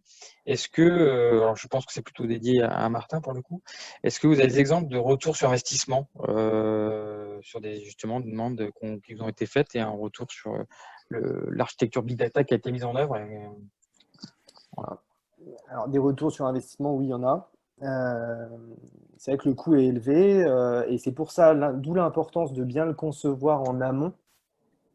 Parce que quand vous le concevez en amont, vous trouvez bien les zones sur lesquelles ça vaut le coup de collecter, ça vaut le coup d'outiller, ça vaut le coup de collecter, ça vaut le coup de faire des use case data et IA par-dessus.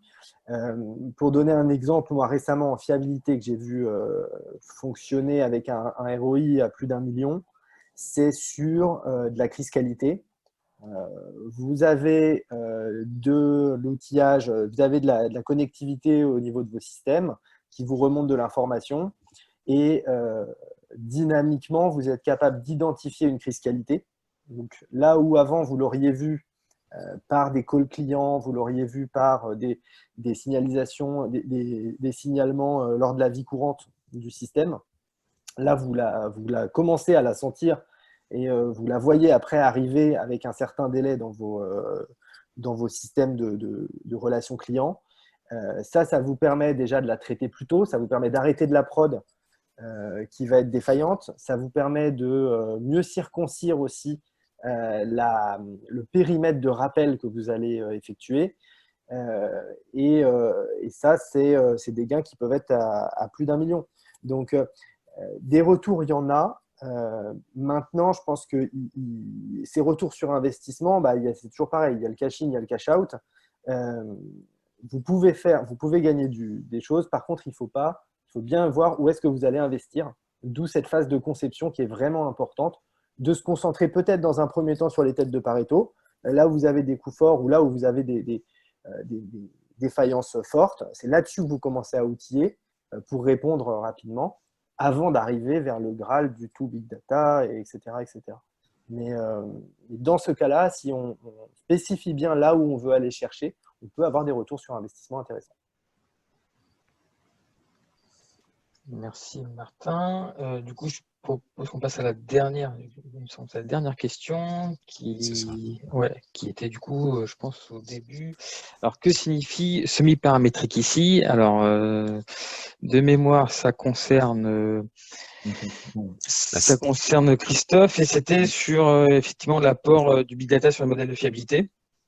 En fait, le semi-paramétrique, là, en fait, c'est qu'on a abordé dans notre étude en fait des études semi-paramétriques avec la régression de Cox, qui est un point avantage, donc elle permet de prendre en compte l'impact de covariables dans le calcul des taux de panne instantanés d'un individu. Donc du coup, on en parle pour l'utilisation du pronostic, donc sous condition en fait que ce pronostic soit utilisé pour un système qui a déjà un système similaire utilisé dans des conditions, similaires, quasi similaires, utilisé dans des conditions identiques. Donc on a tout un paragraphe là-dessus sur le modèle de Cox. Parfait. Merci Christophe pour cette réponse. Donc du coup là on a terminé de balayer l'ensemble des questions qui nous avaient été posées. Donc sauf si quelqu'un a un dernière question à nous poser, je vous propose qu'on termine ici cette webconférence. Donc encore merci à l'ensemble des conférenciers, encore merci à vous. Oui. Oui, Nicolas, Nicolas, je voulais vas-y. faire 1 minute d'intervention avant 16 heures. Vas-y. Si tu permets. Moi, ce que je retiens de tout ce travail, c'est que il y a un énorme travail derrière la conduite d'un projet Big Data. C'est pas qu'un plug. Ça consiste à faire une conduite du changement organisationnel autour des compétences, des structures de systèmes d'information, des ontologies. Et donc, il y a énormément de conditions de succès. On est à peu près tous convaincus qu'il y a des bénéfices assez importants et des nouvelles capacités qui émergent de ces technologies-là, de nouvelles activités que l'on ne pouvait pas faire vu les quantités de données à traiter. Mais il n'empêche, c'est d'une profondeur transformative sur les organisations pour obtenir les résultats souhaités. Donc, si on le traite comme un plug, comme un petit gadget, on n'a aucune chance que ça produise les effets nécessaires. Si je prends le cas d'Airbus, au niveau des architectures de données, c'est avec tout le réseau de fournisseurs qu'ils ont dû bâtir des protocoles juridiques avec des choses assez compliquées entre différents continents, pays, etc. Le deuxième point, c'est que pour moi, on a un mode commun, c'est la donnée. Et la donnée, ce n'est pas objectif. Tout est construit. Il faut faire extrêmement attention. Tout ce qu'on dénote et connoté dépend de projection, de représentation. Et quand on traite du texte ou même de la donnée qui remonte automatiquement, tout a une sémantique. Donc, tous ceux qui sont engagés dans ces projets-là ont noté l'importance du travail de construire des modèles, des ontologies. Et même quand on fait des équipes qui essayent d'apprendre à coder ensemble, culturellement, on voit les difficultés à appeler les choses de la même manière, même pour des choses apparemment très objectives. Et donc ça, c'est un point extrêmement important. Et c'est ce qui fait que derrière, on doit être très prudent sur l'automatisation. On doit mettre des fiabilistes un peu. Les fiabilistes ne sont pas morts. Les safety data spécialistes sont bien sûr très importants, mais il y a des effets boîte noire, il y a une reprise du contrôle par les experts. On ne peut pas avoir une confiance complète dans les données sources et ni dans ce qu'elles sortent. Donc ça, effectivement, il y a des phénomènes d'apprentissage quand même malgré tout. Et le dernier point, c'est qu'effectivement, on a fait un effort assez conséquent dans ce projet et qui est très intéressant d'essayer d'opérationnaliser les opportunités que fournissent cette avancée technologique. Mais il me semble que l'IMDR est un forum idéal pour penser aussi les questions des risques. Il y a des opportunités. Bon, les intervenants n'ont pas caché un certain nombre de biais et de conditions de succès à tour de rôle, mais il y a des risques. Et le congrès Lambda-Mul, il y a 2 ans, on a fait des sessions des débats autour de ça. J'espère que d'autres papiers vont arriver très prochainement pour poursuivre le débat et que de nouveaux projets vont permettre de nouvelles avancées. Voilà. Bon, ça a duré 3 minutes. C'est très bien. Et puis l'IMDR espère que beaucoup d'entre vous viendront dans nos groupes de travail pour alimenter la réflexion et pour créer de nouveaux projets également. Donc on vous attend, et notamment au groupe Retour d'expérience technique. N'hésitez pas à venir. Je voulais aussi, avant de laisser la parole à Emmanuel, là, au nom de l'IMDR et de son président, je voulais remercier tous les auditeurs, tous les conférenciers, et puis Manon aussi, fortement, pour avoir participé, donc à avoir contribué à ce webinaire qui apparemment vous a intéressé compte tenu du nombre de questions posées. Ce que je voulais un petit peu insister sur ce qu'a dit Nicolas, et puis ce qu'a dit aussi, je crois, Martha. Le problème, la caractéristique principale, c'est la confiance. Et la confiance commence déjà par la qualification, et je dirais même presque surtout par la qualification des données. Donc, je te laisse la parole, Emmanuel. Oui, pour être très honnête, voilà, je n'ai pas forcément grand-chose à ajouter à tes éléments de conclusion et à ceux de Nicolas, qui me paraissent tout à fait pertinents. Et puis, comme on a déjà dépassé les 16 heures, je vous propose qu'on en reste là pour aujourd'hui. En tout cas, encore merci à l'ensemble des conférenciers, merci à l'ensemble des participants. Et puis donc, je vous donne rendez-vous à très bientôt. Portez-vous bien et à une prochaine fois. Merci à vous.